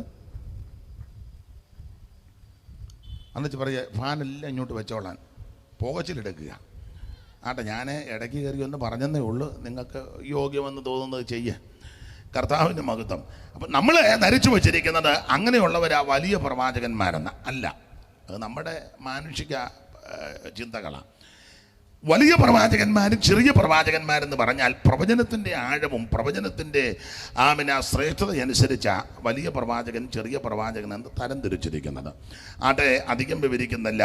വലിയ പ്രവാചകന്മാരുടെ നിരയിൽപ്പെട്ട വ്യക്തികളാണ് യെശയ്യാവ്, യിരെമ്യാവ്, യെഹെസ്കേൽ, ദാനിയേൽ. ചെറിയ പ്രവാചകന്മാരാണ് ഹോശിയ മുതൽ മലാക്കി വരെയുള്ളതായ പ്രവാചക വൈദ്യന്മാർ. നമ്മൾ ഇന്ന് രാത്രി വലിയ പ്രവചന പുസ്തകമാകുന്ന യെശയ്യാ പ്രവചനം 9:6 വായിച്ചിരിക്കുന്നത്. അപ്പോൾ യെശയ്യാവിനെ പറ്റി പഠിക്കുമ്പോൾ ഇദ്ദേഹത്തെ പറ്റി വേദ പഠിതാക്കൾ കൊടുത്തിരിക്കുന്ന നിങ്ങൾക്കറിയാം ഒരു വിശേഷണ പദം സുവിശേഷ പ്രവാചകൻ എന്നാണ് യെശയ്യാവിന് കൊടുത്തിരിക്കുന്ന വിശേഷണ പദങ്ങളിൽ ഒന്ന്. ഈ യെശയ്യാ പ്രവചനത്തിൻ്റെ വേറൊരു വിശേഷത, വേദപുസ്തകത്തിൽ 66 പുസ്തകമുള്ളതുപോലെ യെശയ്യാ പ്രവചനത്തിന് 66 അധ്യായങ്ങളുണ്ട്. മാത്രമല്ല യെശയ്യാവ് പ്രവാചകന് അദ്ദേഹത്തിൻ്റെ സഹധർമ്മിണിയും പ്രവാചകിയ. അപ്പോൾ രണ്ടുപേരുടെ പ്രവചന ശുശ്രൂഷ ചെയ്യുന്നത് വലിയ സന്തോഷമായി. ഇന്ന് ഒരു സഭയിൽ 2 പ്രവചന ശുശ്രൂഷക്കാരുണ്ടെങ്കിൽ അടിയുടെ ആറാട്ടായിരിക്കും. എനിക്കറിയാം രണ്ട് പ്രവാചകിമാരൊരു സഭയിൽ, 2 മിണ്ടുകയിലായിരുന്നു, 2 കൊമ്പുമായിരുന്നു. ഒരു സഭയിലാണ് 2 മെയിൻ പ്രവാചകിമാരാ, എന്തോ കൊമ്പായിരുന്നെന്നറിയാമോ? സ്തോത്രം. ഞാൻ വിവരിക്കുന്നില്ല. അങ്ങനെയുള്ളവിടെ ഉണ്ട്. പ്രവാചകന്മാരും പണ്ട് മല്ലപ്പള്ളി പേലിക്കുഞ്ഞാ പറഞ്ഞ ദൈവാത്മാവിനുണ്ടോ അളിയനെന്ന്, അതൊന്നും ഞാൻ വിവരിക്കുന്നില്ല. ദൈവത്തിന് മഹത്വം. അപ്പോൾ നമ്മുടെ ഇടയിൽ 2 പേരുണ്ടെങ്കിൽ കൊമ്പ, എന്നാൽ ഇവിടെ ഭാര്യയും ഭർത്താവും രണ്ടും പ്രവചനമാണ്. അപ്പോൾ ഈ യെശയ്യാവിന് ഒത്തിരി വിശേഷതകൾ. ഇദ്ദേഹത്തെ സുവിശേഷ പ്രവാചകൻ എന്നാണ് വിളിക്കുന്നത്. കാരണം എന്താ, യേശു ക്രിസ്തുവിനെ ഇതുപോലെ അടുക്കടുക്കായി ക്രിസ്തുയേശുവിൻ്റെ വിശേഷതകൾ, ജനനം, ജീവിതം, ശുശ്രൂഷ, മരണം, അടക്കം, ഉയർപ്പ്, വീണ്ടും വരവ്, 1000 ആണ്ട് വാഴ്ച, നിത്യതയിലുള്ള പ്രവേശനം, ഇതെല്ലാം അടുക്കടുക്കടുക്കായി പ്രവചിച്ച പ്രവാചകനാണ് യെശയ്യാ പ്രവാചകൻ. അതുകൊണ്ടാണ് ഇദ്ദേഹത്തെ സുവിശേഷ പ്രവാചകൻ എന്ന് വിളിക്കുന്നത്. ഓർപ്പിച്ചല്ലോ, എന്താ സുവിശേഷം? സുവിശേഷം മതം മാറ്റുകയോ സഭ മാറ്റുകയോ അല്ല. സുവിശേഷം ഒരു വ്യക്തിയാണ്. ആര്? നസ്രയനാകുന്ന യേശു ക്രിസ്തു. ദാവീദിൻ്റെ സന്തതിയായി ജനിച്ച് മരിച്ച് അടക്കപ്പെട്ട് ഉയർത്തെടുത്ത യേശു ക്രിസ്തു. അതാണല്ലോ തിമോത്തിയോസിൻ്റെ 2-ാം ലേഖനം 2-ാം അധ്യായത്തിൻ്റെ 8-ാമത്തെ വാക്യത്തിൽ പൗലോസ് രേഖപ്പെടുത്തിയിരിക്കുന്നത്. ഒന്ന് വായിച്ചോ സന്ദർഭോചിതമായിട്ട്. തിമോത്തിയോസിന്റെ 2-ാം ലേഖനം 2:8. നമുക്ക് അറിവുള്ള വാക്യം എന്തായാലും വായിച്ചോ. ദാവീദിന്റെ സന്തതിയായി ജനിച്ച് മരിച്ചിട്ട് ഉയർത്തെഴുന്നേറ്റിരിക്കുന്ന യേശു ക്രിസ്തുവിനെ ഓർത്തുകൊള്ളുക, അതാകുന്നു എന്റെ സുവിശേഷം. അക്ഷയ കുമാരനേശു മർത്യനായി വന്നു, നിവാസികളെ രക്ഷ ചെയ്വതിന്. അക്ഷയ കുമാരനേശു മർത്യനായി വന്നു. അപ്പോൾ യേശു ക്രിസ്തു ഈ ഭൂമിയിലേക്ക് വന്നത് മനുഷ്യവർഗത്തെ രക്ഷ ചെയ്യാനാണ്. ദൈവത്തിന് മഹത്വം. അപ്പോൾ യേശു ക്രിസ്തു, അതാണ് സുവിശേഷം. ദാവീദിന്റെ സന്തതിയായി ജനിച്ച് മരിച്ച് അടക്കപ്പെട്ട് ഉയർത്തെഴുന്നേറ്റ യേശു ക്രിസ്തുവിനെ ഓർത്തുകൊള്ളുക, അതാകുന്നു സുവിശേഷം. സുവിശേഷം എല്ലാവർക്കും ആവശ്യമാണ്. സുവിശേഷം എല്ലാവരും കേൾക്കണം. കുറേ ആൾക്കാർ മാത്രം കേട്ടാൽ പോരാ. എനിക്ക് ഈ തിരുവനന്തപുരം സൈഡിൽ വരുമ്പോൾ സന്തോഷം. ഇവിടെയുള്ള പല കൂട്ടായ്മക്കാരും കൺവെൻഷൻകാരും അങ്ങോട്ടും ഇങ്ങോട്ടുമൊക്കെ ചെറിയ ബോക്സ് വെക്കും. അത് വളരെ നല്ലതാണ്, കേൾക്കണം. എന്നാൽ ഞങ്ങളുടെ അവിടെയൊക്കെ ഇതിനകത്ത് പോലും കേൾപ്പിക്കുകയില്ല. ഇതിനെല്ലാം പേടിയാണ്. സ്തോത്രം. പേടിയും ഭയവും വെപ്പറാണ്. തന്നെയല്ല, 8:30 കഴിയുമ്പോൾ പിന്നെ കിടന്നും വെപ്പറാടിക്കുമ്പോൾ നോക്കുക, ഇങ്ങനെ ഇരിക്കുക, ഭയമാണ്. എന്നാൽ ഇവനൊക്കെ ഇത് നടത്താതിരിക്കണ്ടേ? ഭയവും ഭീരുത്വം ഉള്ളതെല്ലാം ഗലിയാദ് വിട്ട് പോകട്ടെന്ന. എനിക്ക് ഈ തിരുവനന്തപുരം ജില്ലയിലുള്ള ദൈവദാസന്മാരോടും ദൈവമക്കളോടും ബഹുമാനം ആ കാര്യത്തിലുണ്ട്. കാരണം എന്നാ, എല്ലാവരും ചുരുക്കി പറഞ്ഞാൽ ഒരു 1-2 കിലോമീറ്റർ ഉള്ളവർ കേൾപ്പിക്കണം. എല്ലാവരും കേൾക്കണം. വായിച്ച പോലെ എല്ലാവരും കേൾക്കട്ടെ. സങ്കീർത്തനം 49:1, സങ്കീർത്തനം 49:1 വായിച്ചേ. 49:1. സകല ജാതികളുമായുള്ളവരെ ഇത് കേൾപ്പിൻ. അതാ, സകല ജാതികളുമായുള്ളവരെ ഇത് കേൾക്കണം. നമ്മൾ മാത്രം കേട്ടോണ്ട് പോയിട്ട് എന്നാ ഗുണം? നമ്മളെന്നും ഇരുന്ന് കേൾക്കുകയല്ലേ. ഇപ്പം 19 ദിവസം, 19 ദിവസമായിട്ടിരുന്ന് കേൾക്കുക നല്ല കാര്യമാണ്. ഇനിയും കേട്ടോ, അത് നല്ലതാ. പക്ഷേ സകല ജാതികളും ഇത് കേൾക്കണം. എല്ലാവരും കേൾക്കേണ്ട കാര്യമാണ് സുവിശേഷം. സകല ജാതികളും ഈ സുവിശേഷം കേൾക്കണം. അംഗീകരിക്കുവോ അംഗീകരിക്കാതിരിക്കുകയോ ഉൾക്കൊള്ളുകയോ അതൊക്കെ അവനവൻ്റെ ഇഷ്ടമാണ്. പക്ഷേ എല്ലാവരും കേൾക്കണം. എല്ലാവർക്കും കേൾക്കാൻ പറ്റിയത് സുവിശേഷമുള്ളൂ. മറ്റേ വാർത്തകളൊന്നും അത്ര നല്ല വാർത്തയല്ല. ആണോ? അല്ല. പത്രം എടുത്ത് നോക്കിയേ, കാണുന്നതൊന്നും അത്ര നല്ല വാർത്ത അല്ല. ദൃശ്യ മാധ്യമങ്ങളിൽ കൂടെയൊക്കെ വരുന്ന വാർത്തയൊന്നും അത്ര നല്ലതല്ല. സ്തോത്രം. പത്തനംതിട്ട തിരുവല്ലായ്ക്ക് പോകുമ്പോൾ ഒരു തള്ള വേറൊരു തള്ളയെ കണ്ടിച്ചു. വായിച്ചില്ലയോ? എലന്തൂര്, അറിഞ്ഞില്ലേ? തള്ളയുടെ മുന്നിലങ്ങ് ചെന്ന് പെടരുത്. അറിഞ്ഞില്ലേ? അറിയാതിരിക്കുന്നതാണ് നല്ലത്. നരബലി നടത്തിയെന്ന്. നരബലി ഇവിടെ അങ്ങ് പേപ്പർ വരുത്തുന്നില്ലേ? നരബലി. മനുഷ്യനെ കണ്ടിച്ചാൽ മതി, ദൈവം പ്രസാദിക്കുമെന്ന്. വിട്ടിത്തമല്ല അതെന്നാ ഈ പറയുന്നത്. ഇത് നല്ല വാർത്തയല്ലല്ലോ. അല്ല. കൊച്ചുങ്ങളെ ഉപേക്ഷിച്ച് ഇഷ്ടപ്പെട്ട പുരുഷൻ്റെ കൂടെ ഓട്ടോയിൽ കയറി അവൾ പോയി. കൊച്ചുങ്ങൾ നിലവിളിക്കുക. നല്ല വാർത്തയാണോ? അല്ല. എനിക്കത് നല്ലതായിട്ട് തോന്നുന്നില്ല. നിങ്ങൾക്ക് ചില കൊള്ളാം, അവളും മിടുക്കുക, നിങ്ങളുടെ ഇരിപ്പ് കണ്ടിട്ടാണ് എനിക്ക് വന്ന് പോയാൽ കൊള്ളാമെന്ന്. എനിക്കത് നല്ല വാർത്തയായിട്ട് തോന്നുന്നില്ല. അയ്യോ 10 മാസം ചുമന്ന് നൊന്ത് പ്രസവിച്ച കുഞ്ഞുങ്ങളെ ഇട്ടേച്ച് എന്ത് കഷ്ടത എന്ത് പ്രയാസമായിട്ട് ഇട്ടേച്ച് പോകുമോ? ഒരമ്മയ്ക്കത് തോന്നുമോ? അത് നല്ല വാർത്തയല്ല. ഭർത്താവുമായിട്ട് വിശ്രമിക്കുക, അന്നേരം പുതപ്പിന് അടിയിൽ കിടന്നുകൊണ്ട് വേറൊരുത്തിന് ഫോൺ ചെയ്യുക. മോനത് കേട്ടപ്പോൾ ഒരു ഊറിയ ചിരി, അവന് അതുവരെ അവൻ ചിരിക്കാതിരുന്നേച്ച്. ഇവിടെ നടന്ന കാര്യമാണ്. അതെ, അതൊന്നും നല്ല വാർത്തകളല്ല. അല്ല. സ്തോത്രം. മാതാപിതാക്കളെ കൊണ്ട് വസ്തുവും വീടും ഇല്ലാഞ്ഞിട്ടല്ല, സ്വത്തില്ലാഞ്ഞിട്ടല്ല, അന്വേഷിക്കാൻ നോക്കാൻ കഴിയത്തില്ല, വൃദ്ധസദനത്തിലാക്കി. പിന്നെ മക്കളും ഭാര്യയൊന്നും അങ്ങോട്ട് ചെന്നിട്ടില്ല. അതും അത്ര നല്ല വാർത്തയല്ല. കഴുത്തിറക്കുന്നു, കത്തിക്ക് കുത്തുന്നു, ഓരോരുത്തരെ വെട്ടി തുണ്ടം തുണ്ടമായിട്ട് വിട്ട്, അതൊന്നും നല്ല വാർത്തയല്ല. വിമാന അപകടം നല്ല വാർത്തയല്ല. ആണോ? അല്ല. ഞങ്ങളൊരിക്കലും ഒരു വീട്ടിൽ ഇരുന്ന് സംസാരിച്ചപ്പം വിമാനാപകടം, വിമാനത്തിന് തീ പിടിച്ചു. അപ്പം ആ പറഞ്ഞ പുള്ളിയുടെ ഭാര്യ അത്രയ്ക്ക് ചിന്തിച്ചു, പപ്പ ആർക്കെങ്കിലും വല്ലതും പറ്റിയോ എന്ന്. വിമാനത്തിന് തീ പിടിച്ചെന്ന് പറഞ്ഞപ്പം പുള്ളിക്ക് അരിച്ചവും സങ്കടവും ദണ്ണവും കൂടി വെച്ച് പുള്ളി പറഞ്ഞ് ആ നടുക്കിരുന്ന പുള്ളിയുടെ മുട്ടയിലെ തൊലി ഒന്ന് പോയെന്ന്. വിഡ്ഢിത്ത ചോദ്യം ചോദിക്കാം. വിമാനം കത്തിയെന്ന് പറഞ്ഞപ്പോഴേക്ക് ആർക്കെങ്കിലും വല്ലതും പറ്റിയോ എന്ന്. അപ്പം ഇത് അത്ര നല്ല വർത്തമാനമല്ല. കപ്പൽ മുങ്ങുന്ന, ബോട്ട് അപകടം, ഇതൊന്നും നല്ല വാർത്തയല്ല. ഈ ലോകത്തിൽ കേൾക്കുന്ന വാർത്തകളൊന്നും അത്ര നല്ലതല്ല. അല്ല. എന്നാൽ നല്ല വാർത്ത ഒന്നേ ഉള്ളൂ, അത് സുവിശേഷമാണ്. ഗുഡ് ന്യൂസ്, സദ്വർത്തമാനം ആർക്കും കേൾക്കാം, എവിടെയും പറയാം, ആരോടും പറയാം, ഏത് സമയത്തും പറയാം. അങ്ങനെ പറയാൻ പറ്റുന്ന ഒരേ ഒരു വാർത്തയുള്ളൂ, അത് നസറയനാകുന്ന യേശു ക്രിസ്തുവിൻ്റെ നിത്യ സുവിശേഷമാണ്. ദൈവത്തിന് മഹത്വം. ജയിക്കുമേ സുവിശേഷം, ലോകം ജയിക്കുമേ, പേയുടെ ശക്തികൾ നശിക്കുമേ, സകല ലോകരും യേശുവിൻ നാമത്തിൽ വണങ്ങുമേ, തല കുനിക്കുമേ, അതു ബഹു സന്തോഷമേ. ജയിക്കുമേ സുവിശേഷം, ലോകം ജയിക്കുമേ, പേയുടെ ശക്തികൾ നശിക്കുമേ, സകല ലോകരും യേശുവിൻ നാമത്തിൽ വണങ്ങുമേ, തല കുനിക്കുമേ, അതു ബഹു സന്തോഷമേ. അപ്പോൾ എവിടെയും പറയാൻ കൊള്ളാവുന്ന ഒന്നേ ഉള്ളൂ, അത് സുവിശേഷമാണ്. ദൈവത്തിന് മഹത്വം. അപ്പോൾ ആ സുവിശേഷം യേശു ക്രിസ്തു, ദൈവത്തിന് മഹത്വം.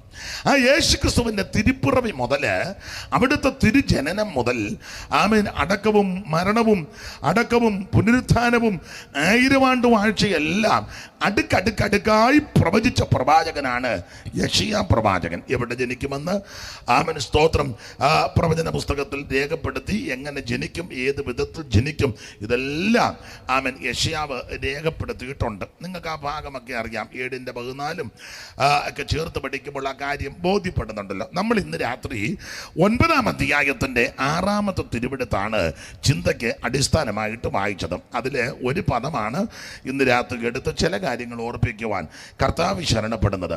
നമുക്ക് ഒരു ശിശു ജനിച്ചിരിക്കുന്നു, നമുക്കൊരു മകൻ നൽകപ്പെട്ടിരിക്കുന്നു. ആധിപത്യം അവൻ്റെ തോളിൽ ഇരിക്കും, അവൻ അത്ഭുത മന്ത്രി. ദൈവത്തിന് മഹത്വം.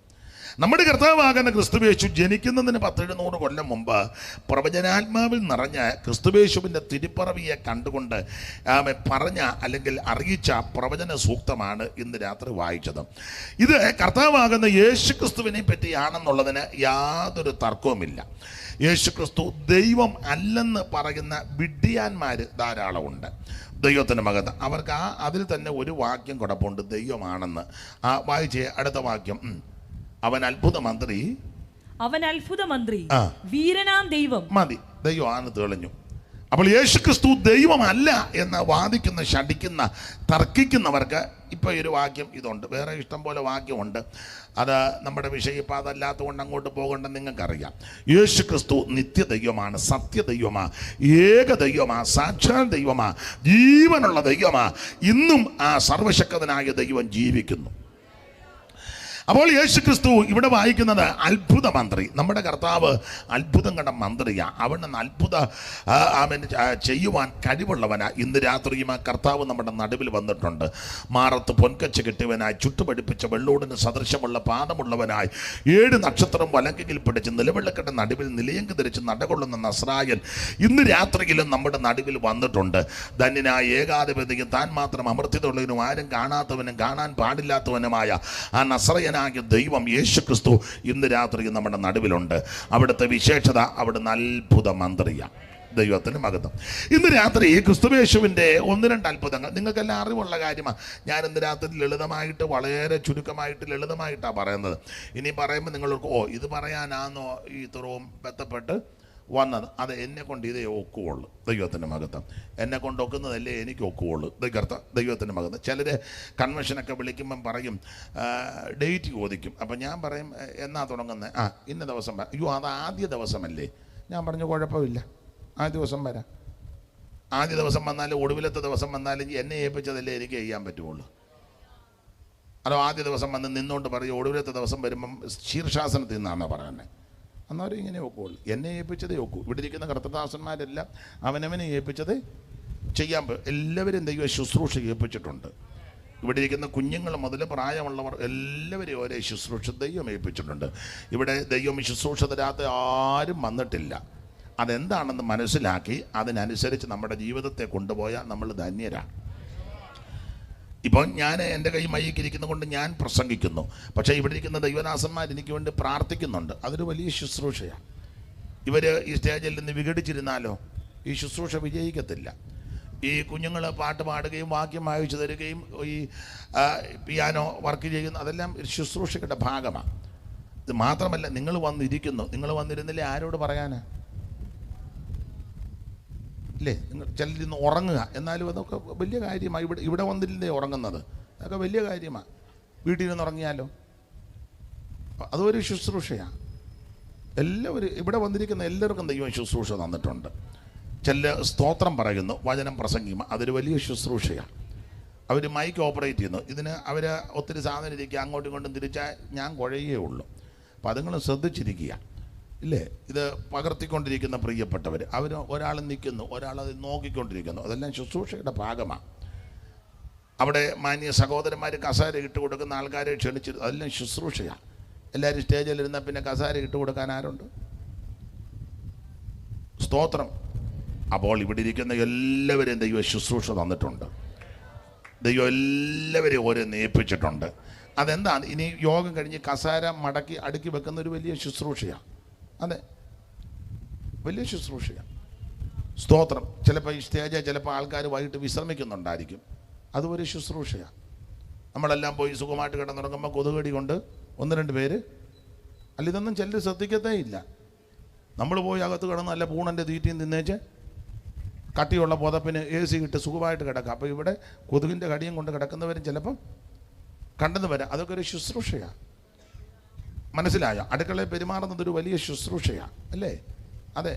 മാർത്ത ശുശ്രൂഷിക്കുന്ന പ്രസംഗിച്ചെന്നല്ല. മാർത്ത പ്രസംഗിച്ചുമില്ല, പ്രവചിച്ചുമില്ല, സ്തോത്രം പ്രവചനവും നടത്തിയില്ല. മാർത്തയുടെ ശുശ്രൂഷ അടുക്കളയിൽ പെരുമാറിയതാണ്, അതൊരു ശുശ്രൂഷയാണ്. അതുകൊണ്ട് ബഹുമാന്യ സഹോദരിമാരോട് പറയാം, അടുക്കളയിൽ പെരുമാറുന്നതൊരു വലിയ ശുശ്രൂഷയാണ്. നിങ്ങളെ ചിലപ്പം സ്റ്റേജേ കാണുകയില്ല, പക്ഷേ നിങ്ങളെ അറിയുന്നൊരു ദൈവമുണ്ട്. നിങ്ങൾ അടുക്കളയിൽ നന്നായിട്ട് പെരുമാറുന്നത് കൊണ്ടാണ് ഞങ്ങൾക്ക് വലിയ ശല്യമില്ലാതെ ഇവിടെ നിന്ന് പ്രസംഗിക്കാൻ ഒക്കുന്നത്. അല്ലെങ്കിൽ വാക്യം വായിച്ച് ഓടേണ്ട ഗതികേട് വരും. വാക്യം വായിച്ച് പറയും, പാട്ട് പാടിക്കോ, ഞാൻ പിന്നെ വരാമെന്ന് പറയും. അപ്പോൾ അടുക്കളയിലെ ആ ശുശ്രൂഷ വളരെ ഭംഗിയായിട്ട് അത് കൃത്യമായിട്ട് നിറവേറ്റുന്നത് കൊണ്ട് ഞങ്ങൾക്കും അതൊക്കെ വളരെ ആശ്വാസമാണ്. അത് ഞാൻ പറഞ്ഞത്, ഇവിടെ ഇരിക്കുന്ന എല്ലാവരും ദൈവം ഒരേ ശുശ്രൂഷ ഏൽപ്പിച്ചിട്ടുണ്ട്. അത് മനസ്സിലാക്കി അത് ചെയ്താൽ ഏറ്റവും ധന്യകരമായിരിക്കും. ആട്ടെ, ദൈവത്തിന് മഹത്വം. നമ്മുടെ വിഷയത്തിന് വരാം. യേശു ക്രിസ്തു അത്ഭുത മന്ത്രി. നമുക്കറിയാം, ക്രിസ്തുയേശുവിൻ്റെ അത്ഭുതങ്ങൾ നിരവധിയുണ്ട്. നിരവധി അത്ഭുതങ്ങൾ യേശു ചെയ്തു. യോഹന്നാന്റെ സുവിശേഷത്തിൽ അത്ഭുതം എന്നല്ല കൊടുത്തിരിക്കുന്ന അടയാളം. അത് യോഹന്നാൻ പറയുന്നുണ്ട്, അനേക അടയാളം യേശു ചെയ്തു.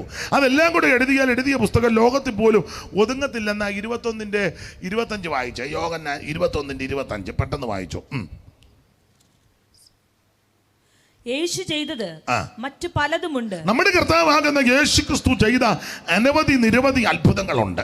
അത് ഓരോന്നായിട്ട് അങ്ങോട്ട് എഴുതിയ പുസ്തകങ്ങൾ ലോകത്തിൽ തന്നെ ഒതുങ്ങുകയില്ല എന്ന് ഞാൻ നിരൂപിക്കുന്നു. അപ്പൊ ശ്രദ്ധിക്കുക, യോഹന്നാന്റെ സുവിശേഷത്തിൽ തന്നെ പ്രധാനമായിട്ട് ഏതാണ്ട് 8 അടയാളങ്ങളെ പറ്റി കൊടുത്തിട്ടുള്ളൂ. യേശു ചെയ്തത് 8, 18, 80 ഒന്നുമല്ല, അനവധി നിരവധി അടയാളം അത്ഭുതം യേശു ചെയ്തു.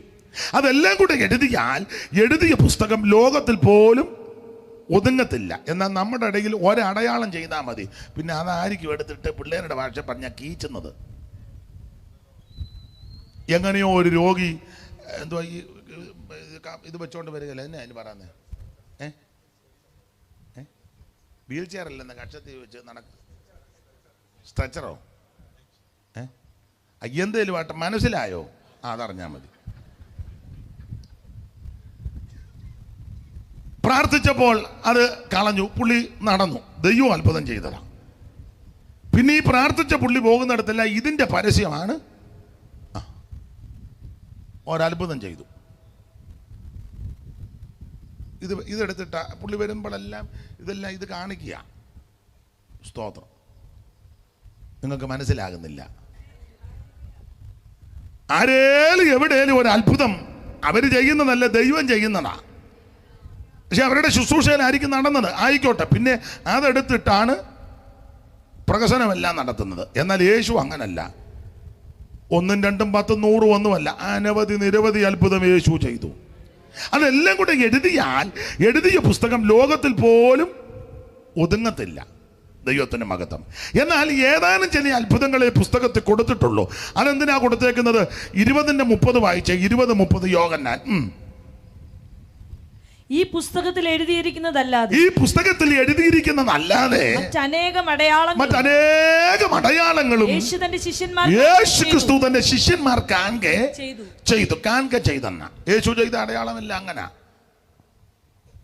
പക്ഷപാത രോഗിയോട് പറഞ്ഞിട്ട് തന്നെ നടക്കാൻ പറഞ്ഞു, അന്നേരം അവൻ നടന്നു. അങ്ങനത്തെ അത്ഭുതമൊക്കെയാണ് യേശു ചെയ്തത്. ഒരുത്തൻ കുഷ്ഠരോഗിയാ, മുഴുവൻ കുഷ്ഠമാ, തൊട്ടു, അന്നേരം സൗഖ്യമാക്കി. എല്ലാവരും കണ്ടു കുഷ്ഠം മാറിയത്. ഇന്നത്തെ രോഗശാന്തി വരെ പ്രാപ്തന്മാർ അങ്ങനെ ഇല്ല. വയറ്റിനകത്തൊരു മുഴ, അതാരാ കാണുന്നത്? ഈ മുഴക്കേസുകൾ തന്നെ ഇറങ്ങിയിട്ടുണ്ട്.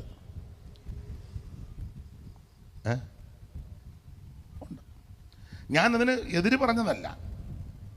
പുറമേ പ്രത്യക്ഷമായിട്ടുള്ളത് പലതും ഇപ്പൊ അങ്ങനെ കാണുന്നില്ല. സ്തോത്രം. ഞാൻ അടയാളത്തിന് എതിര് പറഞ്ഞതല്ല. സ്തോത്രം. യേശു ചെയ്തതെല്ലാവരും കാണുകയാണ്. മുഴുവൻ കുഷ്ഠമായിട്ടൊരുത്തം വന്നു, യേശു തൊട്ടു, അന്നേരം സൗഖ്യം. എല്ലാവരും കണ്ടു. 38 കൊല്ലമായിട്ടൊരുത്തം കിടക്കുക, മനസ്സുണ്ടോടാന്ന് ചോദിച്ചു. അവൻ പറഞ്ഞു കുളത്തിലിറക്കാൻ, എഴുന്നേറ്റ് കിടക്കാൻ പറഞ്ഞു. അന്നേരം അവനെ എല്ലാവരും കാണുക, അവൻ നടന്നു പോകുന്നു. പിറവിയിലെ കുരുടൻ ഒരുത്തനെ, അവൻ ജനിച്ചിട്ട് കണ്ണ് തുറന്നിട്ട് കണ്ണ് കാണാൻ മേല, തുപ്പി ചേറുണ്ടാക്കി കണ്ണ് തൂത്തച്ച് ശിലോകം കള്ളത്തിൽ കഴുകി. എല്ലാവരും ഇത് കാണുക. യേശു ചെയ്ത് എല്ലാവരും കാണുകയാണ്. പത്രോസിന്റെ വീട്ടിൽ വന്ന് തള്ള പനിച്ച് കിടക്കുക, യേശു അവളെ തൊട്ടു, അന്നേരം എഴുന്നേറ്റ് ശുശ്രൂഷയും ചെയ്തു. എല്ലാവരും പത്രോസും കണ്ടു, പത്രോസിന്റെ വെമ്പളയും കണ്ടു, ശിഷ്യന്മാരും കണ്ടു.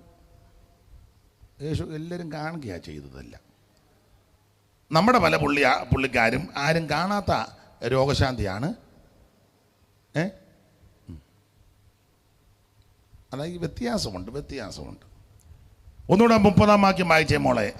ഈ പുസ്തകത്തിൽ എഴുതിയിരിക്കുന്നതല്ലാതെ മറ്റനേകം അടയാളങ്ങളും യേശു തന്റെ ശിഷ്യന്മാർ കാണുക ചെയ്തു. എന്നാൽ യേശു ക്രിസ്തു ദൈവപുത്രൻ എന്ന് നിങ്ങൾ വിശ്വസിക്കേണ്ടതിനും വിശ്വസിച്ചാൽ മാത്രം പോരെ, വിശ്വസിച്ചിട്ട് അവിടുത്തെ പരിശുദ്ധ നാമത്തിൽ നിങ്ങൾക്ക് ജീവൻ ഉണ്ടാകേണ്ടതിന് എന്ന് പറഞ്ഞാൽ യേശു ക്രിസ്തു നിരവധി അത്ഭുതം ചെയ്തു. അതെല്ലാം കൂടെ എഴുതിയ പുസ്തകം ലോകത്തിൽ ഒതുങ്ങത്തില്ല. എന്നാൽ ഏതാനും ചില അടയാളങ്ങൾ, അത്ഭുതങ്ങൾ ഈ പുസ്തകത്തിൽ കൊടുത്തിരിക്കുന്നത് എന്തിനെന്ന് ചോദിച്ചാൽ യേശു ക്രിസ്തു ദൈവമാണെന്ന് എല്ലാവരും വിശ്വസിക്കണം. ഇന്ന് രാത്രി ഇവിടെ കൂടപ്പെട്ടവരും ശബ്ദപരിധിയിൽ ശബ്ദസീമയിൽ ശ്രദ്ധിക്കുന്ന ഏവരും ഓൺലൈനിൽ ലോകത്തിന്റെ വിവിധ ഇടങ്ങളിൽ നിന്ന് ശ്രദ്ധിക്കുന്ന എല്ലാവരും വിശ്വസിക്കണം, യേശു ക്രിസ്തു ദൈവപുത്രനായ ക്രിസ്തുവാണെന്ന്. വിശ്വസിച്ചാൽ മാത്രം പോരാ, വിശ്വസിക്കുന്ന സകലർക്കും നിത്യജീവൻ ഉണ്ടാകണം. നിത്യജീവൻ തരാനാണ് യേശു വന്നത്. യേശു കൊല്ലാൻ വന്നതല്ല, യേശു മരിച്ചവരെ ഉയർപ്പിച്ചവനാണ്. നിത്യജീവൻ നൽകിടുവാൻ നിൻ പേർക്കേശു ക്രൂശിലേറി.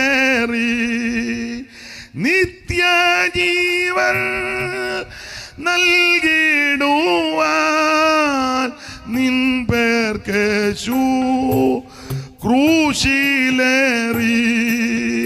അനുതാപത്തിൻ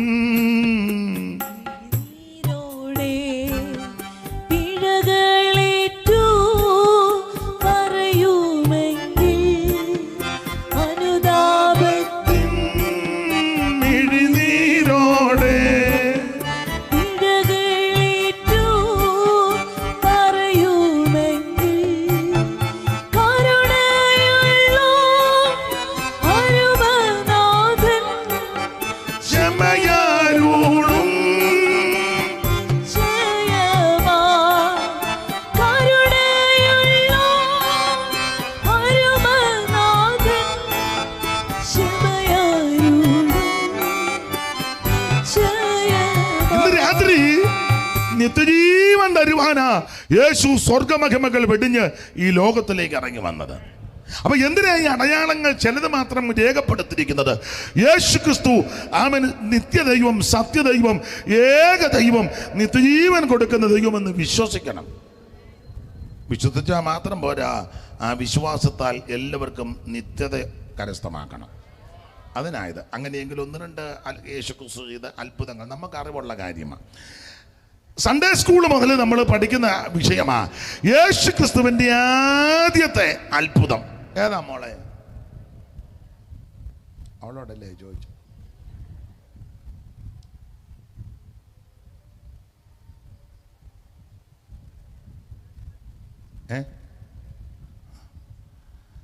യേശു ക്രിസ്തുവിന്റെ ആദ്യത്തെ അത്ഭുതം വേറെ പുസ്തകത്തിൽ രേഖപ്പെടുത്തിയിരിക്കുന്നത് കാനാവിലെ കല്യാണ വീട്ടിൽ ക്രിസ്തു പച്ചവെള്ളത്തെ വീഞ്ഞാക്കി. 2:11 വായിച്ചോ. 2:11 യോഹന്നാന്റെ സുവിശേഷം 2-ാം അധ്യായത്തിന്റെ 11. യേശു അത്ഭുത മന്ത്രിയാ. ആ അത്ഭുത മന്ത്രിയാകുന്ന യേശു ക്രിസ്തുവിന്റെ 1-2 അത്ഭുതങ്ങളെ പറ്റി ശാന്തമായിട്ട് നമുക്കൊന്ന് ചിന്തിക്കാം. ഒന്നാമത്തെ ആദ്യത്തെ അത്ഭുതമാണ് കാനാവിലെ കല്യാണ വീട്ടിൽ ക്രിസ്തു പച്ചവെള്ളത്തെ വീഞ്ഞാക്കി. വായിരും. യേശു ഇതിനെ അടയാളങ്ങളുടെ ആരംഭമായി ഗലീലയിലെ കാനാവിൽ വെച്ച് ചെയ്തു, തന്റെ മഹത്വം വെളിപ്പെടുത്തി. യേശു ക്രിസ്തു ഇതിനെ അടയാളങ്ങളുടെ ആരംഭമായി ഗലീലയിലെ കാനാവിൽ വെച്ച് ചെയ്ത് തന്റെ മഹത്വം വെളിപ്പെടുത്തി. ശ്രദ്ധിക്കുക, ഗലീലയിലെ കാനാവിൽ ഒരു കല്യാണം നടക്കുക. അങ്ങനെയാണല്ലോ 2-ാം അധ്യായത്തിന്റെ 1 വായിച്ചേ. 3-ാം നാൾ ഗലീലയിലെ കാനാവിൽ ഒരു കല്യാണം ഉണ്ടായി. 3-ാം നാൾ ഗലീലയിലെ കാനാവിൽ ഒരു കല്യാണം ഉണ്ടായി. ഇതിനെപ്പറ്റി നിങ്ങൾക്കറിയാം, പഠിച്ചിട്ടുള്ളവർക്കറിയാം. ഇത് യോഹന്നാന്റെ കല്യാണമാണെന്നാ പറയുന്നത്. യോഹന്നാന്റെ അമ്മയും യേശുവിൻ്റെ അമ്മയും ജ്യേഷ്ഠത്തെയും അനുജത്തിയായിരുന്നെന്ന ശലോമി. ഈ യോഹന്നാന്റെ സുവിശേഷത്തിന്റെ ഒരു പ്രത്യേകത, യോഹന്നാൻ ഈ സുവിശേഷം എഴുതിയത് യോഹന്നാന്റെ സുവിശേഷം, പക്ഷേ ആ സുവിശേഷം 21 അധ്യായത്തിൽ യോഹന്നാന്റെ പേര് കൊടുത്തിട്ടില്ല. ഒറ്റ അധ്യായത്തിൽ പോലും യോഹന്നാന്റെ പേര് കൊടുത്തിട്ടില്ല.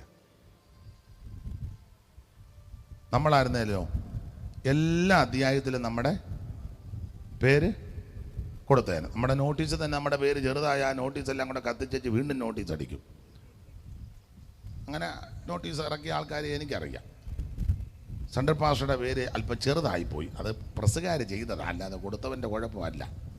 പുള്ളി നോക്കി വെച്ച് പറഞ്ഞു, എൻ്റെ പേര് സൂക്ഷിച്ച് നോക്കിയാലേ കാണുള്ളൂ, ഇത് മുഴുവൻ കളഞ്ഞേച്ച് പുതിയത് നമുക്ക് അടിക്കണമെന്ന്, പേര് വലുതാക്കണം.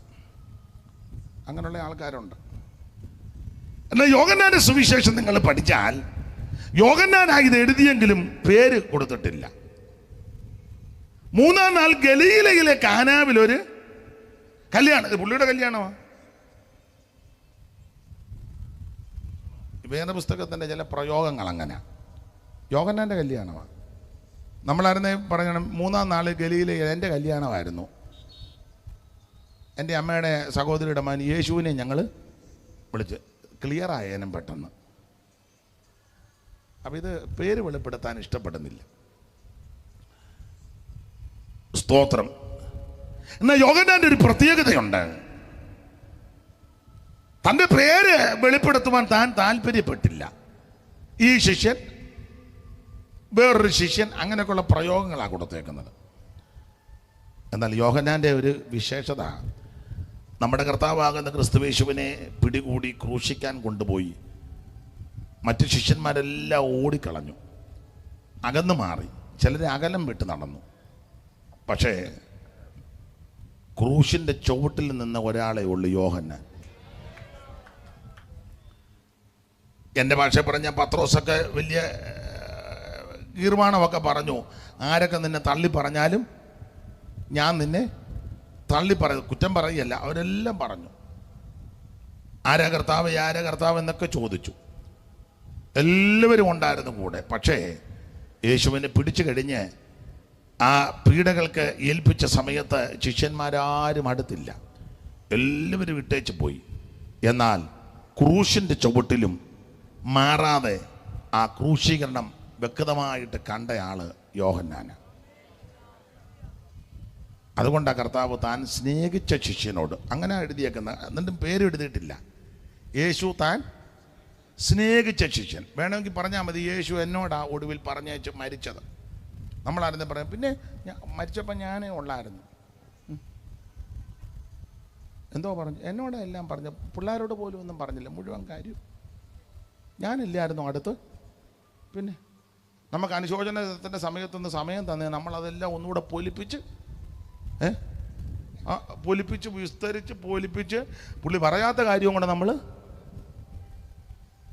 പക്ഷെ യോഹന്നാൻ്റെ ആ വിശേഷത ഇങ്ങനെ പറഞ്ഞത്, യേശു താൻ സ്നേഹിച്ച ശിഷ്യൻ, അത്ര പറഞ്ഞോളൂ. ക്രൂശിൻ്റെ ചുവട്ടിലും യോഹന്നാൻ ഉണ്ടായിരുന്നു. അപ്പം ഇത് 3-ാം നാൾ ഈ കല്യാണം യോഹന്നാൻ്റെ കല്യാണമാണ്.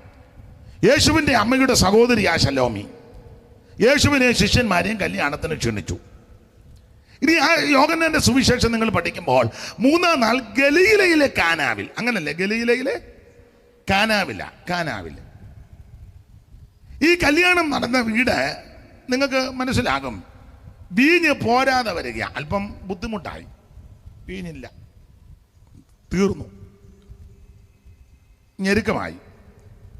യേശുവിനെ ശിഷ്യന്മാരെ ക്ഷണിച്ചിട്ടുമുണ്ട്. ഇനി വേറൊരു കാര്യം പറഞ്ഞാൽ, ഇവിടെ യേശുക്രിസ്തുവിന്റെ മഹത്വം വെളിപ്പെടാൻ പോവുക. ഈ ഗലീലയിലെ കാനാവെന്ന് പഠിക്കുമ്പോൾ, അത് നമ്മൾ ചിന്തിക്കുമ്പോൾ, ഇത് ഒരു നല്ല അന്തരീക്ഷവും നല്ല സ്ഥലവും അല്ല. ഗലീലയിലെ കാനാവ്, ഈ സ്ഥലത്തിന് പണ്ട് കാബൂൽ ദേശം എന്നാ പറയുന്നത്. കാബൂൽ ദേശം നല്ല സ്ഥലമല്ല. ഈ സ്ഥലത്തെ പറ്റി പഠിക്കുമ്പോൾ, ഇത് ആശേർ ഗോത്രത്തിന് അവകാശമായി കൊടുത്ത ഭൂമിയും നഫ്താലിയും സെബുലൂനുമൊക്കെ കൈവശപ്പെടുത്ത ഭാഗങ്ങളൊക്കെയാണ് ഇതിൻ്റെ പ്രാന്തപ്രദേശങ്ങൾ. അപ്പോൾ ഇത് ഈ സ്ഥലത്തെ പറ്റി പഠിക്കുമ്പോൾ, പണ്ട് ദാവീദ് ദൈവാലയം പണിയുവാൻ ആഗ്രഹിച്ചെങ്കിലും ദൈവം ദാവീദിനോട് പറഞ്ഞു, നീ ആലയം പണിയണ്ട, നിന്റെ മകൻ ശലോമോൻ ആലയം പണിയും. അങ്ങനെ ശലോമോൻ ആലയം പണിയുവാൻ അപ്പൻ്റെ സ്നേഹിതനാകുന്ന ഹീരാമിനോട് തടി ചോദിച്ചു. ലെബനോൻ വനത്തിൽ കയറി തടി വെട്ടാൻ അനുവാദം കൊടുത്തപ്പോൾ പറഞ്ഞു, ഞങ്ങളുടെ ആൾക്കാർ വെട്ടാൻ അത്ര പോരാ, സീദോന്യർ മരം മുറിക്കാൻ സമർത്ഥന്മാരാ. അങ്ങനെ സീദോന്യർ ലെബനോൻ വനത്തിൽ കയറ്റി വെട്ടി. ആ കയറ്റി വിട്ട് സരളവൃക്ഷങ്ങളും ദേവദാരുവും ഒക്കെ മുറിച്ചെടുത്ത് കൊണ്ടുവന്ന് നദിവഴി കടത്തിക്കൊണ്ടുവന്ന് പണിത ശലോമോന്റെ ദേവാലയം. ദൈവത്തിന് മഹത്വം. ഇങ്ങനെ തടി വെട്ടാൻ ആൾക്കാരെയും ഹീരാം കൊടുത്തു. ഹീരാം എന്ന് പറഞ്ഞാൽ ദാവീദിന്റെ സ്നേഹിതനാ. അവിടെ വായിക്കുന്ന സോർ രാജാവാകുന്ന ഹീരാമെന്ന. അങ്ങനെ ഹീരാം തടി കൊടുത്തതിന് പ്രതിഫലമായിട്ട് ശലോമോൻ ഹീരാമിന് 10-20 പട്ടണങ്ങൾ കൊടുത്തു. ആ പട്ടണത്തിൽപ്പെട്ട സ്ഥലങ്ങളാ ഈ ഗലീലയിലെ കാനാവും. ഒന്ന് വായിച്ചു, ആ രാജാക്കന്മാരുടെ 1-ാം പുസ്തകം 9:10 മുതൽ വായിച്ചു പെട്ടെന്ന്.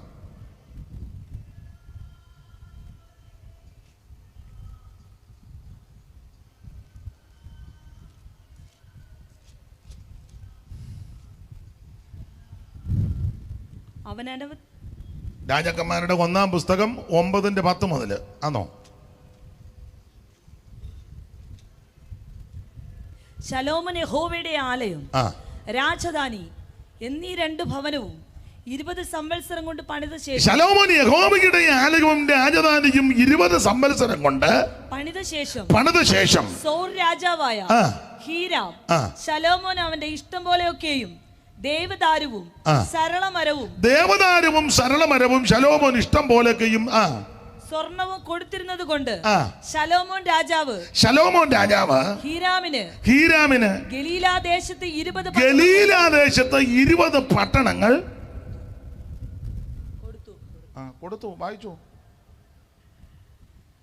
ഹീരാമിന് ഗലീലാ ദേശത്ത് 20 പട്ടണം കൊടുത്തു. ശലോമോൻ ഹീരാമിന് കൊടുത്ത പട്ടണങ്ങൾ കാണേണ്ടതിന് അവൻ സോറിൽ നിന്ന് വന്നു. അടുത്തത്, എന്നാൽ ഈ പട്ടണമൊന്നും ഹീരാമിന് ബോധിച്ചില്ല. ശലോമോൻ ബുദ്ധിമാനാ, ഒക്കരുതാത്ത പട്ടണമായി കൊടുത്തത്. അത്ര ബുദ്ധിമാന. അങ്ങനെ കൊടുക്കുന്ന ആൾക്കാർ നമ്മുടെ ഇടയിലും ഉണ്ട്. ചില പറഞ്ഞാൽ ഞാൻ എൻ്റെ സാരി ഇന്നാൾ ഒരു സഹോദരിക്ക് കൊടുത്തു. ഏത് സാരിയാണ് കൊടുത്തേ? ഒന്നേ തട്ടിക്കേറിയത്, അല്ലേ പൊടിഞ്ഞത്, അല്ലേ പഴയത്, അല്ലേ നിങ്ങൾക്ക് താല്പര്യമില്ലാത്തത്. മിണ്ടണ്ട.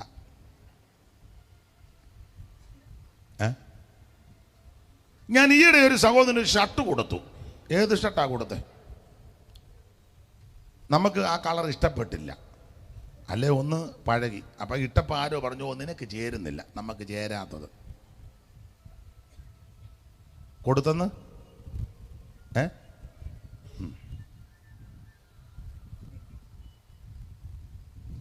ഉദാഹരണം പറയാം. ഉടക്കൊന്നും ഉണ്ടാക്കാനല്ല. വീട്ടു പ്രാർത്ഥന കഴിഞ്ഞു, അല്ലേ നമ്മുടെ ഏതെങ്കിലും ഫംഗ്ഷൻ കഴിഞ്ഞു, ഭക്ഷണമെല്ലാം ഉണ്ടാക്കി. ഒരു കാര്യം ബാക്കി വഴുന്ന് കൊടുക്ക്.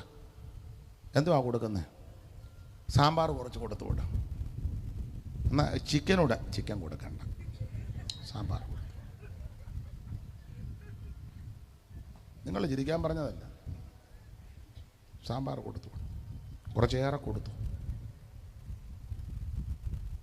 അച്ചാറൂടെ കുറച്ച് കൊടുക്കുക. ബീഫ് ഒലത്തിയത് അത് വേണ്ട.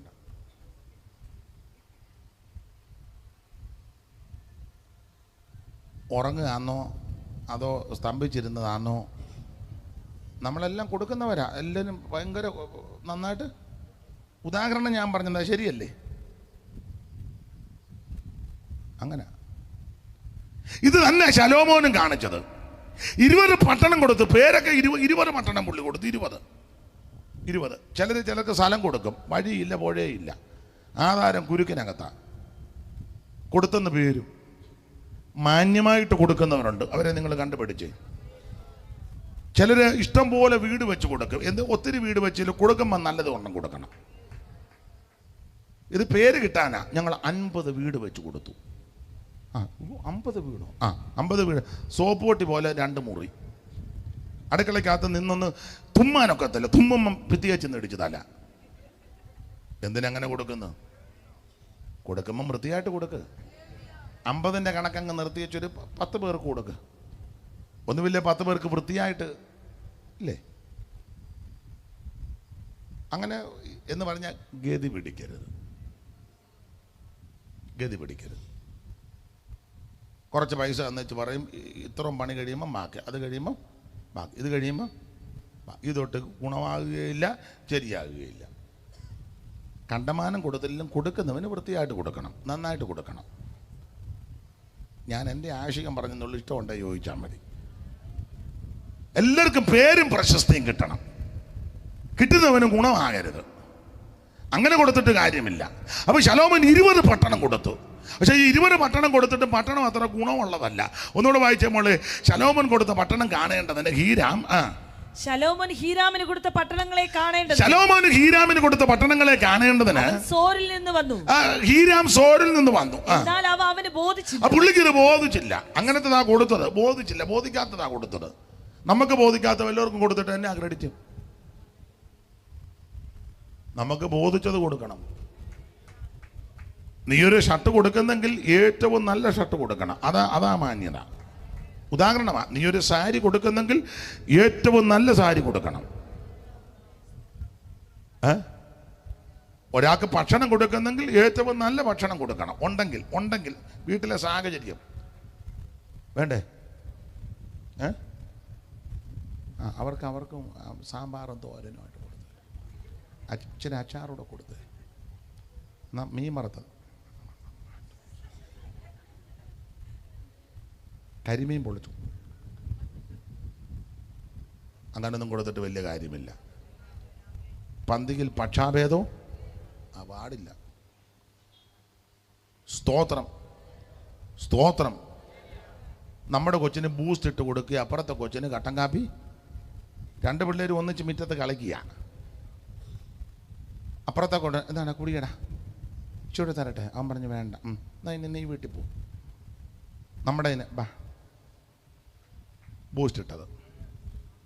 2 പിള്ളേർ ഒരുപോലെ കളിച്ചതാ. നിങ്ങൾക്ക് മനസ്സിലാകാടിയാന്നോ പൊട്ടം കളിക്കുകയാന്നോ? കൊടുക്കുന്നുണ്ടെങ്കിൽ ഇച്ചിരി ബൂസ്റ്റേ ഉള്ളൂ, അത് മൊത്തം വിട്ടേച്ച് പപ്പാതി കൊടുക്കണം. 2 പിള്ളേർക്കും കൊടുക്കണം. നിങ്ങൾ ഇഷ്ടമുണ്ടോ ചോദിച്ചാൽ മതി. ഞാൻ ഈ തത്വത്തിൽ നിൽക്കുന്നയാളാണ്. എനിക്ക് ഈ വിളച്ചിലൊന്നും കാണിക്കുന്നത് എനിക്കിഷ്ടമല്ല. അതുകൊണ്ട് എന്നോടും വലിയ തൃപ്തിയൊന്നുമില്ല. കൊടുത്തെന്ന് പേരും പ്രശസ്തിയോ ഭയങ്കര കൊടുക്കുന്നയാളാണ് കേട്ടോ. ദൈവത്തിന് മഹത്വം. ശലോമോൻ വലിയ നല്ല മോനല്ലേ ഇവൻ, ഭയങ്കര ബുദ്ധിമാനാ. ഇവനെ കൊള്ളുകാലാത്ത 20 പട്ടണം. ഹീരാം വന്ന് ഈ പട്ടണം കാണാമെന്ന്. സഹോദര ഇതെന്നതാ, ഒന്നുകൂടെ വായിച്ചേ. ശലോമോൻ ഹീരാമിന് കൊടുത്ത പട്ടണങ്ങളെ കാണേണ്ടതിന് അവൻ സോറിൽ നിന്ന് വന്നു. എന്നാൽ അവന് ബോധിച്ചില്ല. പുള്ളിക്ക് ബോധിച്ചില്ല, ബോധിക്കാത്തതായി കൊടുത്തത്. പിന്നെ സഹോദര നീ എനിക്ക് തന്ന ഈ പട്ടണങ്ങളെ എന്ത് എന്ന് അവൻ പറഞ്ഞു. എന്റെ സഹോദര, ഇങ്ങനെയാണോ തരുന്നത്? ഇതാണോ എനിക്ക് തരുന്നത്? ഞാൻ നിനക്ക് നല്ല തടിയല്ലേ തന്നെ, ഇല്ലേ? നല്ല തടി. എന്തോ തടി അവിടെ എഴുതിയിട്ടുണ്ടല്ലോ, ഒന്നുകൂടെ വായിച്ചേ. വായിക്കാൻ. തടി എന്തോ തടിയാ കൊടുത്തത്? നീ എനിക്ക് തന്ന ഈ പട്ടണങ്ങളെ എന്ത് എന്ന് അവൻ പറഞ്ഞു. അല്ല, പട്ടണമല്ല, തടി കൊടുത്ത കാര്യം അവിടെ എഴുതിയിട്ടുണ്ടെന്ന്. 11-ാം വാക്യം വായിച്ചേ. സോർ രാജാവായ ഹീരാം ശലോമോന് അവന്റെ ഇഷ്ടം പോലെയൊക്കെയും ദേവദാരുവും സരളമരവും സ്വർണവും കൊടുത്തിരുന്നത് കൊണ്ട് ശലോമോൻ രാജാവ് ഹീരാമിന്. പണ്ടൊരാൾ വായിച്ചു സരള മരം കൊടുത്തായിരുന്നെന്ന്. ശലോമോൻ പുള്ളിക്കും തൃപ്തിയായി. എല്ലാവരും കൊടുത്ത് സരള ശലോമോന്.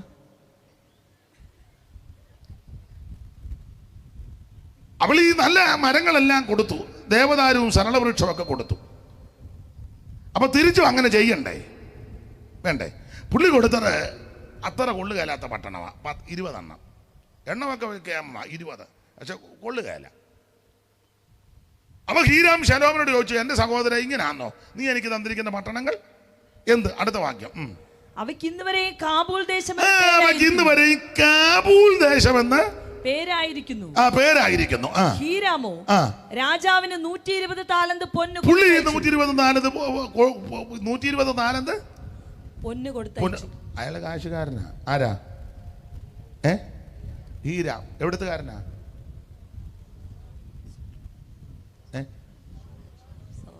സോർ രാജാവ്. കാശുകാരനാ. 45:13 വായിച്ച സങ്കീർത്തനം. 45:13. അന്തപുരത്തിലെ രാജകുമാരി ശോഭ പരിപൂർണയാകുന്നു. അവളുടെ വസ്ത്രം പൊൻകസവ് കൊണ്ടുള്ളത്. അവളെ ചിത്രത്തൈലുള്ള വസ്ത്രം ധരിപ്പിച്ച് രാജസന്നിധിയിൽ കൊണ്ടുവരും. പിന്നെ അവളുടെ തോഴിമാരായി കൂടെ നടക്കുന്ന കന്യകമാരെയും. 12-ാം വാക്യം വായിച്ചേ. 12-ാം വാക്യം. സോർ നിവാസികൾ ജനത്തിലെ ധനവാന്മാർ തന്നെ. ഒരു കാശുകാരാ. സോർ നിവാസികൾ ജനത്തിലെ ധനവാന്മാർ തന്നെ. അപ്പൊ ഈ ഹീരാം സോർ രാജാവാ. ഇഷ്ടം പോലെ കാശുണ്ട്. കണ്ടമാനം കാശുള്ളവന്റെ ഇടയ്ക്ക് ഈ വിളച്ചിലല്ല കാണിച്ചതും. നമ്മള് കല്യാണത്തിനൊക്കെ ഈ സങ്കീർത്തന വായിക്കുന്ന ഏതാ? 45. സോർ നിവാസികൾ ദേശത്തിലെ സോർ നിവാസികൾ ജനത്തിലെ ധനവാന്മാർ തന്നെ. ധനവാന്മാര് സോർ നിവാസികൾ. കല്യാണത്തിന് വായിക്കുക. നല്ല സങ്കീർത്തനമാ. വായിച്ചു ഇതുവരെയും വീഡിയോക്കാരൻ്റെ പൈസ കൊടുത്തില്ല, കേറ്ററിംഗുകാരന് കൊടുത്തില്ല. അവൻ വിളിക്കുമ്പോഴെല്ലാം സ്വിച്ച് ഓഫാ. വായിച്ച സങ്കീർത്തനം ഏതാ?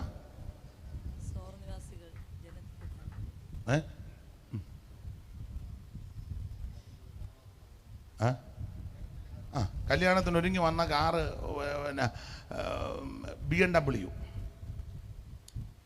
അതിൻ്റെ വാടക കാശ് ഇതുവരെ വായിച്ച സങ്കീർത്തനം എന്നെ എല്ലാവർക്കും ഒരു അരുതാഴിയെ പോലെ. അപ്പൊ സോർ നിവാസികൾ ദേശത്തിലെ ധനവാന്മാരാ. ഇങ്ങനെയുള്ള പുള്ളിക്ക് പട്ടണം കൊടുത്തു. പട്ടണം ഇത് കാബൂൾ ദേശം, 20 സ്ഥലവും കാബൂൾ ദേശം. ഈ കാബൂൾ ദേശത്തിൽപ്പെട്ട സ്ഥലമാ ഗലീലയിലെ കാനാവല്ല. ഈ ദേശത്തിന് വേറെ 1-2 കുഴപ്പടികളുണ്ട്. വായിച്ചേ യെശയ്യാ പ്രവചനം 9-ാം അധ്യായത്തിന്റെ 1-2 വായിച്ചേ. യെശയ്യാവ് 9:1-2. എന്നാൽ കഷ്ടതയിലിരുന്ന ദേശത്തിന്, ഈ ദേശത്തിന്റെ കുഴപ്പടി കണ്ടോ? ഒന്ന് കഷ്ടതയുള്ള ദേശം. കഷ്ടതയിലിരുന്ന ദേശത്തിന് തിമിരം നിൽക്കയില്ല. തിമിരമുള്ള ദേശം, കഷ്ടതയുള്ള ദേശം, തിമിരം. കാബൂൾ ദേശം അതാ, കഷ്ടത, തിമിരം. പിന്നെ അവൻ സെബുലൂൻ ദേശത്തിനും, സെബുലൂൻ ദേശത്തിനും നഫ്താലി ദേശത്തിനും ഹീനത വരുത്തി. ഹീനത. അപ്പോൾ കഷ്ടത, തിമിരം, ഹീനത, കൊള്ളുകയില്ലാത്ത ദേശം, അതായി ദേശം. ഇത് മൊത്തത്തിൽ ഗലീലയുടെ പ്രാന്തപ്രദേശങ്ങളാണ് ഇത് മുഴുവൻ. ഗലീല. എന്നാൽ ഒരു കാര്യം പറയാം, കഷ്ടതയുണ്ട്, തിമിരമുണ്ട്, ഹീനതയുണ്ട്, അന്ധതയുള്ള ദേശമാണ്. നിങ്ങൾ പുസ്തകം മൊത്തം പഠിച്ചേ. യേശുക്രിസ്തു അവിടെയുള്ളവരെ ആ ശുശ്രൂഷയ്ക്ക് തിരഞ്ഞെടുത്ത്.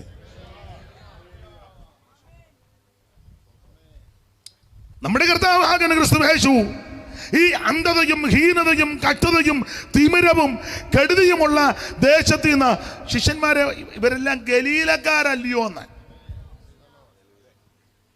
എന്ന് പറഞ്ഞാൽ, നിന്റെ അന്ധത മാറ്റുവാനും ഹീനത മാറ്റുവാനും നിന്റെ തിമിരം മാറ്റുവാനും കെടുതി മാറ്റുവാനും നിന്റെ കഷ്ടതയ്ക്ക് അറുതി വരുത്തുവാൻ കഴിവുള്ള ഒരുവനേ ഉള്ളൂ, നസറയനാകുന്ന യേശു. ഞാൻ ഇടയ്ക്ക് കയറി പറഞ്ഞ ഭാഗം വിടാം, അല്ല പിന്നെ അങ്ങനെ അങ്ങ് പോകും. ദൈവത്തിന്റെ മഹത്വം. ഈ ഹീരാമിന്റെ സമ്പത്ത് കൊണ്ട് ഈ കഷ്ടതയും ഹീനതയും മാറ്റാൻ ഒത്തില്ല. അതാ പുള്ളി പറഞ്ഞത് എന്നാ തലവാന്ന്. ശലോമോന്റെ ജ്ഞാനം കൊണ്ടും ഇതിന്റെ ഹീനത മാറ്റാൻ ഒത്തില്ല. എന്നാൽ ഇവിടെ ഇതാ ശലോമോനിലും വലിയവൻ, യോനയിലും വലിയവൻ, ദൈവാലയത്തെക്കാൾ വലിയവൻ. അവൻ ഈ ദേശത്ത് വന്നപ്പോൾ അന്ധത മാറിയെന്ന വായിച്ചേ. മത്തായി സുവിശേഷം 4-ാം അധ്യായത്തിന്റെ 12-ാമത്തെ വാക്യം വായിച്ചേ. അറിവുള്ള വാക്യമാ. മത്തായി 4:12. യോഹന്നാൻ തടവിലായി എന്ന് കേട്ടാറേ. യോഹന്നാൻ തടവിലായി എന്ന് കേട്ടാറേ. അവൻ ഗലീലയ്ക്ക് വാങ്ങിപ്പോയി. ഗലീല ദേശമെല്ലാം കാബൂൾ ദേശമാ. ഏലാ അന്ധതയുള്ള, ഇരുണ്ട്, തിമിരമുള്ള, ഹീനതയുള്ള ദേശമാണ് ഗലീലയും കാനാവുമെല്ലാം. ആ ഗലീലയ്ക്ക് വാങ്ങിപ്പോയി. നസ്രയത്ത് വിട്ട് സെബുലൂന്റെയും നഫ്താലിയുടെയും അതിരുകളിൽ കടൽക്കരയുള്ള കവർന്നഭൂമിൽ ചെന്ന് കവർന്നഭൂമിൽ, പിന്നെ സെബുലൂൻ ദേശവും നഫ്താലി ദേശവും കടൽക്കരയിലും യോർദാൻ അക്കരയുമുള്ള നാടും ജാതികളുടെ ഗലീലയിലെ കാനാവിലാ കല്യാണം. ജാതികളുടെ ഗലീലയും ഇങ്ങനെ ഇരുട്ടിലിരുന്ന ജനം വലിയൊരു വെളിച്ചം കണ്ടു എന്ന് പറഞ്ഞ വെളിച്ചം കണ്ടു. മരണത്തിന്റെ ദേശത്തിലും നിഴലിൽ ഇരിക്കുന്നവർക്ക് പ്രകാശം ഉദിച്ചു എന്ന് പറഞ്ഞാൽ, ഈ ദേശത്തിന്റെ കുഴപ്പടി എന്നാണെന്നറിയാമോ? 1 കഷ്ടത, 2 തിമിരം, 3 ഹീനത, 4 മരണത്തിന്റെ ദേശം. ആ ദേശത്താ യേശു ക്രിസ്തു വന്നത്. അർത്ഥം ഇത്രയേ ഉള്ളൂ. ആമേൻ. ഹീരാമിന്റെ സമ്പത്ത് കൊണ്ട് പരിഹരിക്കാൻ പറ്റാത്ത വിഷയമാണ് യേശുവിന്റെ സാന്നിധ്യത്താൽ നടന്നത്. ശലോമോന്റെ ജ്ഞാനം കൊണ്ട് നടക്കാത്ത വിഷയമാ ശലോമോനിലും വലിയവനാകുന്ന യേശു വന്നപ്പോൾ അത് മുഴുവൻ മാറ്റിച്ചത്. നിന്റെ ഹീനത മാറ്റുവാൻ, മരണഭീതി മാറ്റുവാൻ, ചിത്തപ്രമം മാറ്റുവാൻ, കെടുതി മാറ്റുവാൻ, നിന്റെ അന്ധത മാറ്റുവാൻ കഴിവുള്ള ഒരുവനേ ഉള്ളൂ, നസറയനാകുന്ന യേശു. ഇന്ന് രാത്രിയാ യേശു നമ്മുടെ നടുവിൽ വന്നിട്ടുണ്ട്. കൊല്ലുന്ന മരണത്തിൻ കൊരതര വിഷപ്പല്ലു തകർത്തതാകയാൽ, കൊല്ലുന്ന മരണത്തിൻ കൊരതര വിഷപ്പല്ലു തകർത്തതാകയാൽ, ഇനി വെല്ലും. ഭയമില്ല മൃത്യുവിനെ ഞങ്ങൾ വെല്ലുവിളിക്കുകയാൽ. ഹല്ലേലൂയ. ജയ ഹല്ലേലൂയ. യേശു കർത്താവ് ജീവിക്കുന്നു. ഹല്ലേലൂയ. ജയം. ഹല്ലേലൂയ.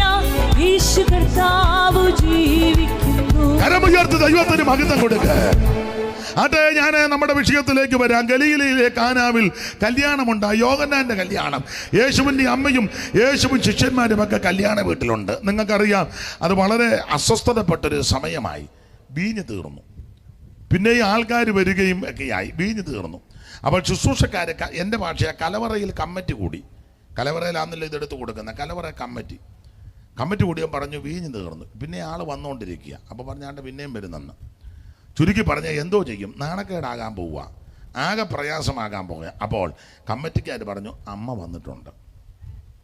സ്തോത്രം, അമ്മ വന്നിട്ടുണ്ട്. കമ്മിറ്റി പെട്ടെന്ന് അടിയന്തര കമ്മിറ്റി കൂടി അമ്മയുടെ അടുക്ക വന്ന് പറഞ്ഞു, അമ്മാമ്മ ഇടയ്ക്കൊന്ന് നിൽക്കണം.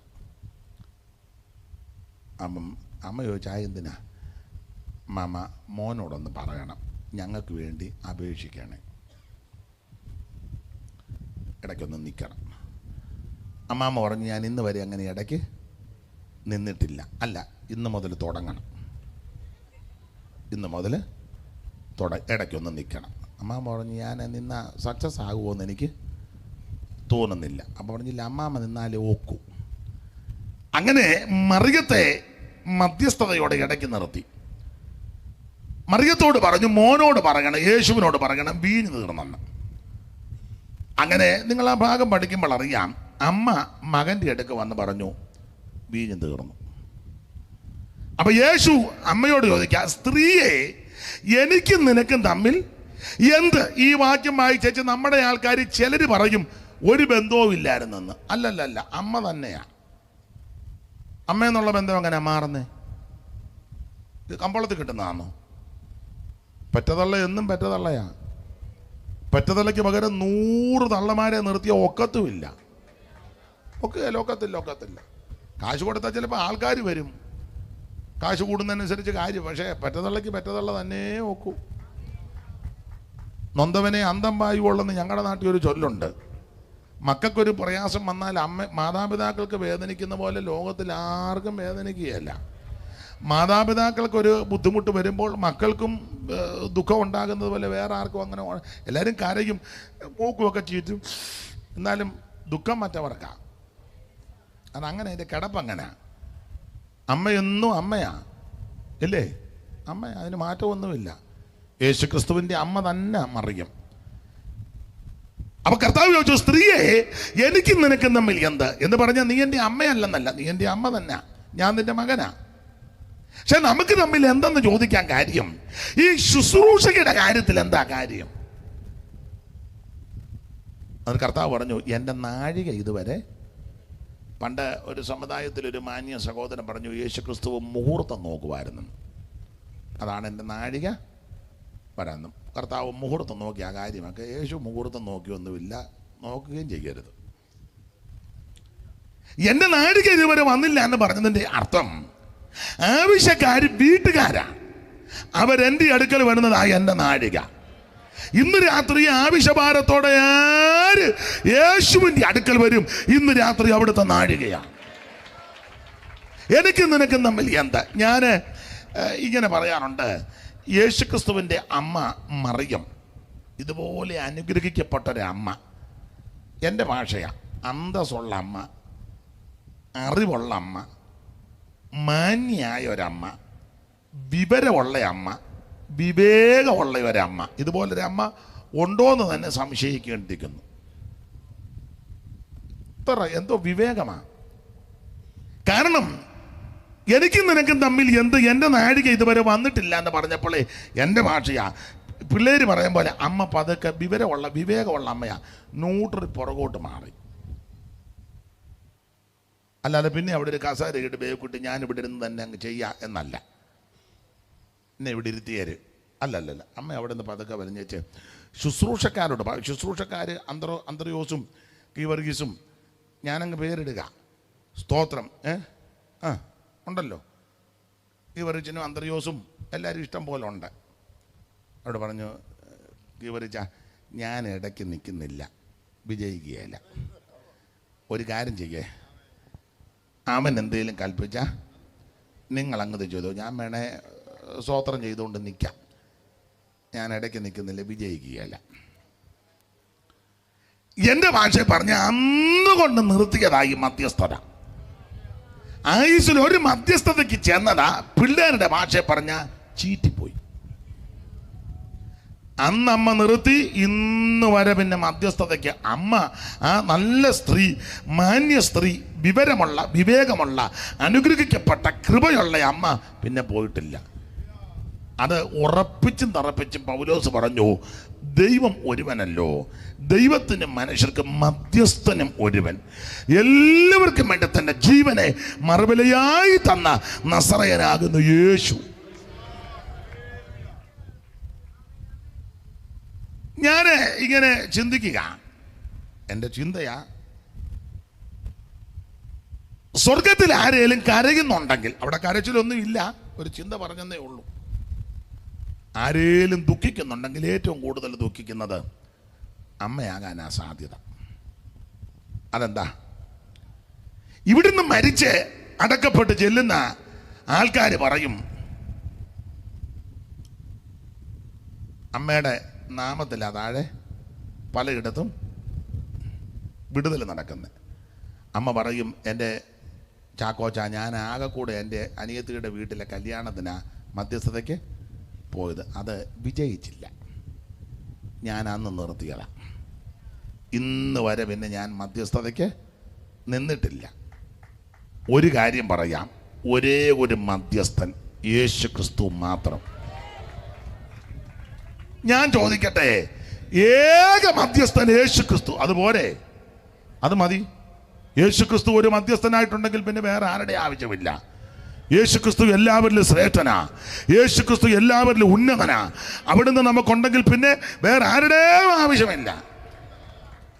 ദൈവത്തിന് മഹത്വം. ഒരേ ഒരു ദൈവം, സത്യദൈവം, ഒരേ ഒരു പരിശുദ്ധൻ. വെളിപ്പാട് പുസ്തകത്തിൽ വായിക്കുന്നത്, നീയല്ലോ ഏക പരിശുദ്ധൻ, ഏക ദൈവം, ഏക മധ്യസ്ഥൻ, ഏക പരിശുദ്ധൻ, ഏക രക്ഷകൻ, ഏക രക്ഷിതാവ്, നസറയനാകുന്ന യേശു. യേശു ക്രിസ്തുവിന്റെ ആദ്യത്തെ അത്ഭുതമാ ഈ കാനാവിലെ കല്യാണ വീട്ടിൽ പച്ചവെള്ളത്തെ വീഞ്ഞാക്കി. 1-2 പാഠങ്ങൾ പെട്ടെന്ന് പറഞ്ഞങ്ങ് നിർത്താം. യേശു ക്രിസ്തു ഇതുവരെ ഒരു അത്ഭുതം ചെയ്തിട്ടില്ല. കാരണം 2:11 വായിക്കുന്നത് അടയാളങ്ങളുടെ ആരംഭമാണ്. അതിനു മുമ്പ് ഒരടയാളവും ചെയ്തിട്ടില്ല. അങ്ങനെ ആ പുസ്തകം പഠിപ്പിക്കുന്നത്. അപ്പൊ ആദ്യത്തെ അത്ഭുതമാ പച്ചവെള്ളത്തെ യേശു വീഞ്ഞാക്കി. നിങ്ങൾക്ക് ആ ഭാഗം അറിയാൻ, വിവരിക്കണ്ട. അപ്പൊ ഇതുവരെയും ഒരത്ഭുതം ചെയ്യാത്ത ആളിനെ അടുക്കല ചെന്ന് പറഞ്ഞത് വീഞ്ഞു തീർന്നെന്ന അമ്മ.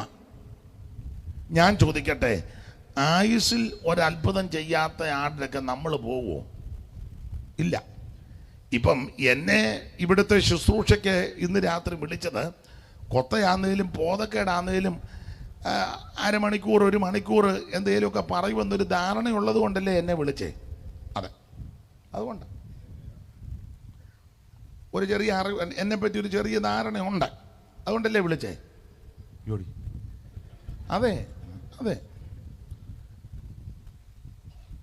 നമ്മളൊരാളൊക്കെ പ്രാർത്ഥനയ്ക്ക് പോകുന്നെങ്കിൽ ആ പുള്ളി പ്രാർത്ഥിക്കുന്നയാളാ, അദ്ദേഹം പ്രാർത്ഥിച്ചാൽ ദൈവം അത്ഭുതം ചെയ്യും എന്നൊരു വിശ്വാസവും അറിവുള്ളത് കൊണ്ടാണ് ചെല്ലുന്നത്. ഇതുവരെയും അത്ഭുതം ചെയ്യാത്ത ഒരുവന്റെ അടുക്ക ചെന്നാ പറഞ്ഞേക്കുന്നത് വീഞ്ഞു തീർന്നെന്ന്. അതെന്താ അങ്ങനെ പറയാൻ കാര്യം? ഒറ്റവാക്കി പറയാം, യേശു ക്രിസ്തു ആരാണെന്ന് അമ്മയ്ക്ക് നല്ല ഉറപ്പുണ്ട്. ഈ അമ്മ നല്ല അമ്മയാ. അതാ ഞാൻ പറഞ്ഞ നല്ല അമ്മയാ, മാന്യ അമ്മ, വിവേകമുള്ള, അറിവുള്ള, അവൻ പരിജ്ഞാനമുള്ള നല്ല അമ്മയാ മറിയം. നല്ല സ്ത്രീയാ. ഈ അമ്മയ്ക്കറിയാം യേശു ക്രിസ്തു ആരാണെന്ന്. അറിവുള്ളത് കൊണ്ട് പ്രശ്നം വന്നപ്പോൾ നേരെ യേശുവിൻ്റെ അടുക്ക ചെന്നത്. എന്തുവാ അറിവ്? ബാക്കി വന്ന് വായിച്ചേ. 2 ലൂക്കോസിന്റെ സുവിശേഷം 2:19, 2:51 ഒന്ന് വായിച്ചേ. 2:19, 2:51. മറിയ ഈ വാർത്തയൊക്കെയും ഹൃദയത്തിൽ സംഭരിച്ചു ധ്യാനിച്ചു കൊണ്ടിരുന്നു. തങ്ങളോട് അറിയിച്ചതുപോലെ. ഇനി 51 വാക്യം കൂടെ 2. പിന്നെ അവൻ അവരോടുകൂടെ ഇറങ്ങി നസ്രയത്തിൽ വന്ന് അവർക്ക് കീഴടങ്ങിയിരുന്നു. ഈ കാര്യങ്ങളെല്ലാം അവന്റെ അമ്മ ഹൃദയത്തിൽ സംഗ്രഹിച്ചു. ഈ കാര്യങ്ങളെല്ലാം അവന്റെ അമ്മ ഹൃദയത്തിൽ സംഗ്രഹിച്ചു. ദൈവത്തിന് സ്തോത്രം. അപ്പോൾ യേശുക്രിസ്തു ആരാണെന്ന് മറിയത്തിന് നല്ല ഉറപ്പുണ്ട്. ലൂക്കോസിന്റെ സുവിശേഷം 2:19, 2:30 വായിക്കുന്നത്, മറിയ ഈ വാർത്തയൊക്കെയും ഹൃദയത്തിൽ സംഗ്രഹിച്ചു കൊണ്ടിരുന്നു. ഏത് വാർത്ത? യേശുക്രിസ്തു ആരാണെന്ന് നല്ല ഉറപ്പ് അമ്മയ്ക്കുണ്ട്. ഈ വാർത്ത, ഒന്നാമത്തെ വാർത്ത എന്തുവായി സംഗ്രഹിച്ചെന്ന് ചോദിച്ചാൽ, ഒന്ന്, 6-ാം മാസത്തിൽ ഗബ്രിയേൽ മാലാഖ വന്ന് പറഞ്ഞ കാര്യം അമ്മ ഹൃദയത്തിൽ സംഗ്രഹിച്ചു. വായിച്ചേ ലൂക്കോസിന്റെ സുവിശേഷം 1-ാം അധ്യായത്തിന്റെ 26 മുതൽ വായിച്ചേ. 6-ാം മാസത്തിൽ ദൈവം ഗബ്രിയേൽ ദൂതനെ നസ്രയത്ത് എന്ന ഗലീല പട്ടണത്തിൽ ദാവീദ് ഗൃഹത്തിലുള്ള യോസേഫ് എന്നൊരു പുരുഷന് വിവാഹം നിശ്ചയിച്ചിരുന്ന കന്യകയുടെ അടുക്കൽ അയച്ചു. ആ കന്യകയുടെ പേർ മറിയ എന്നായിരുന്നു. ദൂതൻ അവളുടെ അടുക്കൽ അകത്തു ചെന്ന് കൃപ ലഭിച്ചവളെ, നിനക്ക് വന്ദനം, കർത്താവ് നിന്നോട് കൂടെയുണ്ട് എന്ന് പറഞ്ഞു. അവൾ ആ വാക്ക് കേട്ട് ഭ്രമിച്ചു. ഇത് എന്തോരു വന്ദനം എന്ന് വിചാരിച്ചു. പിന്നെ ദൂതൻ അവളോട്, മറിയേ, ഭയപ്പെടേണ്ട, നിനക്ക് ദൈവത്തിന്റെ കൃപ ലഭിച്ചു. പിന്നെ നീ ഗർഭം ധരിച്ചൊരു മകനെ പ്രസവിക്കും. അവന് യേശു എന്ന് പേരിടണം. പിന്നെ അവൻ വലിയവനാകും. അത്യുന്നതന്റെ പുത്രൻ എന്ന് വിളിക്കപ്പെടും. കർത്താവായ ദൈവം അവന്റെ പിതാവായ ദാവീദിന്റെ സിംഹാസനം അവന് കൊടുക്കും. മത്തായി സുവിശേഷം 1-ാം അധ്യായത്തിൽ സ്തോത്രം ചേർത്ത് പഠിക്കുമ്പോൾ 2:11 ഒക്കെ ചേർത്ത് പഠിക്കുമ്പോൾ യേശു എന്ന് പറഞ്ഞാൽ യേശു രക്ഷകൻ. സ്തോത്രം. ദൈവം നമ്മോടുകൂടെ എന്നർത്ഥമുള്ള ഇമ്മാനുവേൽ, യേശു രക്ഷിതാവാ. അതുകൊണ്ട് ആ ലൂക്കോസിന്റെ സുവിശേഷം 2-ാം അധ്യായത്തിന്റെ 10-11 തിരുവെടുത്തൂടെ ചേർത്ത് വായിച്ചു. ദൂതൻ അവരോട്, ഭയപ്പെടേണ്ട, സർവ്വജനത്തിന് ഉണ്ടാകുവാനുള്ള ഒരു മഹാസന്തോഷം. അപ്പൊ ശ്രദ്ധിക്കുക, ഈ കാര്യമെല്ലാം പറയുമ്പോൾ 6-ാം മാസത്തിൽ ഗബ്രിയേൽ മാലാഖ നസറത്തിൽ വന്ന് മറിയത്തോട് പറഞ്ഞു, നിന്റെ ഉദരത്തിൽ ഉരുവാകാൻ പോകുന്ന പുരുഷപ്രജയുണ്ടല്ലോ, അത്യുന്നതന്റെ ശക്തി പരിശുദ്ധാത്മാവ് നിന്റെ മേൽ വരും. ഈ 2 ശക്തികൾ ഉദരത്തിൽ സമ്മേളിക്കുമ്പോൾ ഒരു പുരുഷപ്രജ നിന്റെ ഉദരത്തിൽ ഉരുവാകും. മത്തായി സുവിശേഷം പറയുക, ആ പുരുഷപ്രജ മാനവ ജനതയെ അവരുടെ പാപങ്ങളിൽ നിന്ന് രക്ഷിപ്പാനിരിക്കൊണ്ട് അവന് യേശുവെന്ന് പേരിടണം. യേശു ആരാണെന്ന് മറിയത്തിന് നല്ല ഉറപ്പുണ്ട്. ആരാ യേശു? ലോകരക്ഷകൻ. Praise the Lord. മാനവരാശിയെ അവരുടെ പാപത്തിൽ നിന്ന് രക്ഷിപ്പാൻ കഴിവുള്ളവനാ യേശു. ഇന്ന് രാത്രി എന്നെ കേൾക്കുന്ന പ്രിയപ്പെട്ടവരെ, ആമേൻ, ഒരു വ്യത്യാസമില്ല. എല്ലാവരും പാപം ചെയ്ത് ദൈവതേജസ്സ് നഷ്ടപ്പെടുത്തി. പാപികളാകുന്ന മനുഷ്യരെ രക്ഷിക്കുവാൻ പാപമില്ലാത്ത സർവജ്ഞനായ ദൈവം സ്വർഗ മഹിമകൾ വിട്ട് താണ ലോകത്തിലേക്ക് ഇറങ്ങി വന്നു. ആ ഇറങ്ങി വന്ന വ്യക്തിയാണ് യേശുക്രിസ്തു. യേശുക്രിസ്തുവിൽ പാപമില്ല. യേശുക്രിസ്തു പാപം ചെയ്തിട്ടില്ല. യേശുക്രിസ്തുവിൽ യാതൊരു അകൃത്യങ്ങളുമില്ല. പാപമില്ലാത്ത പരമവിശുദ്ധനാ ക്രിസ്തു. ആ ക്രിസ്തുവിനെ പറ്റി മറിയത്തിന് നല്ല ഉറപ്പുണ്ട്. കർമ്മമാർഗം കൊണ്ടോ പുണ്യപ്രവൃത്തി കൊണ്ടോ ദാനധർമ്മം കൊണ്ടോ നേർച്ച കാഴ്ച കൊണ്ടോ ആചാരങ്ങൾ കൊണ്ടോ അനുഷ്ഠാനങ്ങൾ കൊണ്ടൊന്നും മനുഷ്യൻ്റെ പാപത്തിന് പരിഹാരം വരികയല്ല. പാപത്തിന് പരിഹാരം ഉണ്ടാകുന്നത് യേശുക്രിസ്തുവിൻ്റെ പരിശുദ്ധ രക്തത്താലാണ്. അവിടുത്തെ തിരുരക്തം സകല പാപങ്ങളും പോക്കി നമ്മെ ശുദ്ധീകരിക്കും. അപ്പോൾ ഈ പ്രശ്നം വന്നപ്പോൾ മറിയം യേശുവിൻ്റെ അടുക്കൽ വരാനുള്ള ഒന്നാമത്തെ കാര്യം, യേശു ആരാണെന്ന് മറിയത്തിന് നല്ല ഉറപ്പുണ്ട്. ഈ കാര്യങ്ങളെല്ലാം അമ്മ ഹൃദയത്തിൽ സംഗ്രഹിച്ചു. അതാണ് നമ്മൾ പറയുന്നത് യേശുവിനടുക്ക വരാൻ. ഒന്ന്, ആരാ ഏത് കാര്യം സംഗ്രഹിച്ചു? ഒന്ന്, 6-ാം മാസത്തിൽ ഗബ്രിയേൽ മാലാഖ വന്ന് പറഞ്ഞ കാര്യം മറിയം ഹൃദയത്തിൽ സംഗ്രഹിച്ചു. ആ വന്ന് പറഞ്ഞ കാര്യമാണ്, അവൻ മാനവജനതയെ പാപത്തിൽ നിന്ന് രക്ഷിക്കും. അത് മറിയ ഹൃദയത്തിൽ സംഗ്രഹിച്ചു. 2, ആട്ടിടയന്മാർ വന്ന് പറഞ്ഞ കാര്യവും മറിയ ഹൃദയത്തിൽ സംഗ്രഹിച്ചു. വായിച്ച ലൂക്കോസിന്റെ സുവിശേഷം 2-ാം അധ്യായത്തിന്റെ 8 മുതൽ വായിച്ചു. 8 മുതൽ അങ്ങ് വായിച്ചു. അന്ന് ആ പ്രദേശത്ത് ഇടയന്മാർ രാത്രിയിൽ ആട്ടിൻകൂട്ടത്തെ കാവൽ കാത്ത് വെളിയിൽ പാർത്തിരുന്നു. പിന്നെ അപ്പോൾ കർത്താവിന്റെ ഒരു ദൂതൻ അവരുടെ അരികെ നിന്ന് കർത്താവിന്റെ തേജസ് അവരെ ചുറ്റുമിന്നി. അവർ ഭയപരവശരായി തീർന്നു. പിന്നെ ദൂതൻ അവരോട് ഭയപ്പെടേണ്ട, സർവ്വജനത്തിനും ഉണ്ടാകുവാനുള്ള ഒരു മഹാസന്തോഷം ഞാൻ നിങ്ങളോട് സുവിശേഷിക്കും. ഈ കാര്യവും മറിയ ഹൃദയത്തിൽ സംഗ്രഹിച്ചു. ദൈവത്തിന്റെ മഹത്വം. ഒന്ന്, യേശുക്രിസ്തു മാനവ ജനതയെ പാപത്തിൽ നിന്ന് രക്ഷിക്കുന്നവനാ. അത് മറിയ ഹൃദയത്തിൽ സംഗ്രഹിച്ചു. രണ്ട്, ആട്ടിടയന്മാർ വന്ന് പറഞ്ഞ കാര്യം സർവ്വജനത്തിനും ഉണ്ടാകുവാനുള്ള ഒരു മഹാസന്തോഷമാണ് ക്രിസ്തു. അതും മറിയ ഹൃദയത്തിൽ സംഗ്രഹിച്ചു. ഇന്ന് രാത്രി പ്രശ്നങ്ങൾ വരുമ്പോൾ യേശുവിൻ്റെ അടുക്കൽ വരണമെങ്കിൽ യേശു ആരാണെന്ന് നല്ലതുപോലെ അറിയണം. ഒന്ന്, യേശു പാപത്തെ മോചിക്കുന്നവനാ. കർമ്മമാർഗം കൊണ്ടോ പുണ്യപ്രവൃത്തി കൊണ്ടോ ദാനധർമ്മം കൊണ്ടോ നേർച്ച കാഴ്ച കൊണ്ടോ ആചാരം കൊണ്ടോ അനുഷ്ഠാനം കൊണ്ടോ പാപത്തിന് പരിഹാരം വരികയല്ല. പാപത്തിന് പരിഹാരം യേശു ക്രിസ്തുവിനാലും അവിടുത്തെ തിരുരക്തത്താലും ആ പാപമോചനം. അതിന്ന് രാത്രി അനുഭവത്തിൽ പ്രാപിച്ചെടുത്ത് വേണം പോകാൻ. രണ്ട്, സർവ്വജനത്തിനും ഉണ്ടാകുവാനുള്ള മഹാസന്തോഷമാണ് ക്രിസ്തു. മദ്യം സന്തോഷം തരത്തില്ല. അന്നേരം ഞാനിതുവരെ കുടിച്ചിട്ടില്ല. കുടിച്ചിട്ടുള്ള ചെല്ല് പറയുന്നത് കുടിക്കുമ്പോൾ ഒരു പിമ്പിരിയാന്നാണ് പറയുന്നത്. വഴിക്ക് വീതിയുള്ളതായി തോന്നും. നമ്മുടെ വീടാണെന്ന് പറഞ്ഞ് അപ്പുറത്തെ വീട്ടിൽ ചെന്ന് കയറും. നമ്മുടെ വെമ്പളയാണെന്നും പറഞ്ഞ് മറ്റേ പുള്ളിക്കാരിയെ വിളിക്കും. അപ്പോൾ ചിലപ്പോൾ പോട് കിട്ടിയെന്ന് വരും. അങ്ങനെയൊക്കെ ആയത് എനിക്കറിയത്തില്ല. പിന്നെ പക്ഷേ പോലീസ് എന്ന് പറയുമ്പോൾ പെട്ടെന്ന് പോവുകയും ചെയ്യും. അതെന്നെ ഇടക്കാന്ന് എനിക്കിത് അങ്ങോട്ട് അത്ര കിട്ടിയിട്ടില്ല. പോലീസ് വരുന്നു, അന്നേരം പുള്ളിയുടെ പമ്മും. ആട്ടെ, എന്തായാലും ഈ മദ്യം നിനക്ക് നിത്യസന്തോഷം തരികയില്ല. നിന്നെ നശിപ്പിക്കും, നിന്റെ കുടുംബത്തെ നശിപ്പിക്കും. ആർക്ക് കലകം, ആർക്ക് കഷ്ടം, ആർക്ക് സങ്കടം, ആർക്ക് ആവലാതി. പിന്നെ വീഞ്ഞു കുടിച്ച് പറ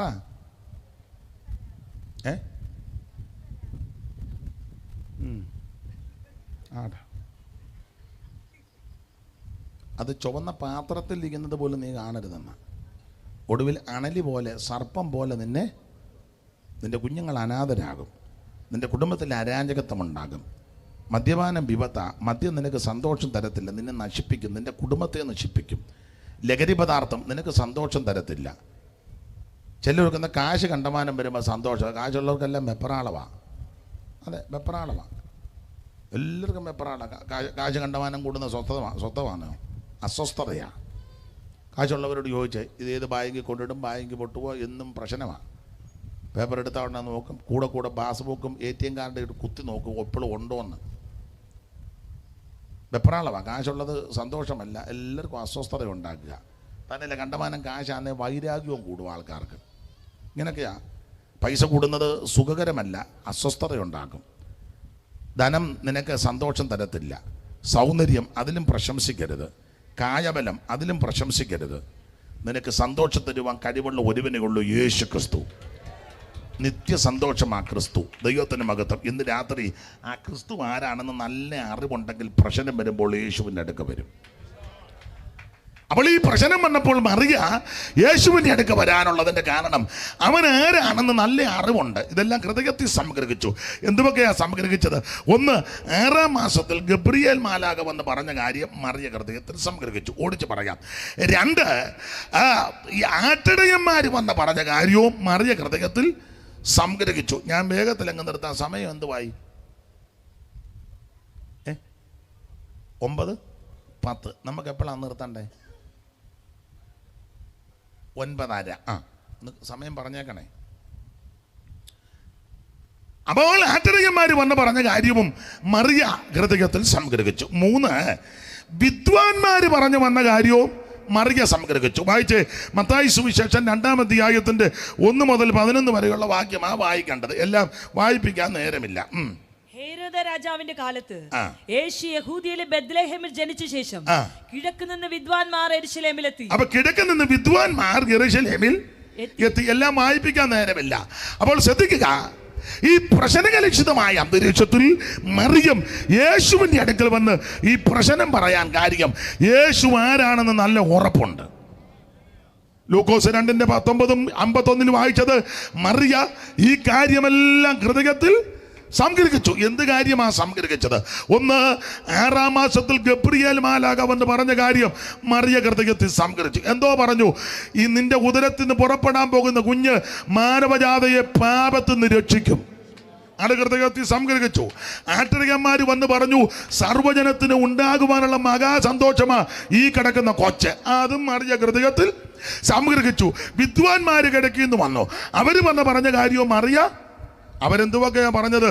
അത് എല്ലാം ഒന്നും വിവരിക്കാൻ നേരമില്ലെങ്കിൽ അവര് രാജാവിനോടും ചെന്ന് പറഞ്ഞത്, ഈ ആ ജനിച്ച കൊച്ചുണ്ടല്ലോ യഹൂദന്മാരുടെ രാജാവാണ്. 2:2 യഹൂദന്മാരുടെ രാജാവായി പിറന്നവൻ എവിടെ? യഹൂദന്മാരുടെ രാജാവായി പിറന്നവൻ എവിടെ? ഞങ്ങൾ അവന്റെ നക്ഷത്രം കിഴക്ക് കണ്ട് അവനെ കണ്ടോ?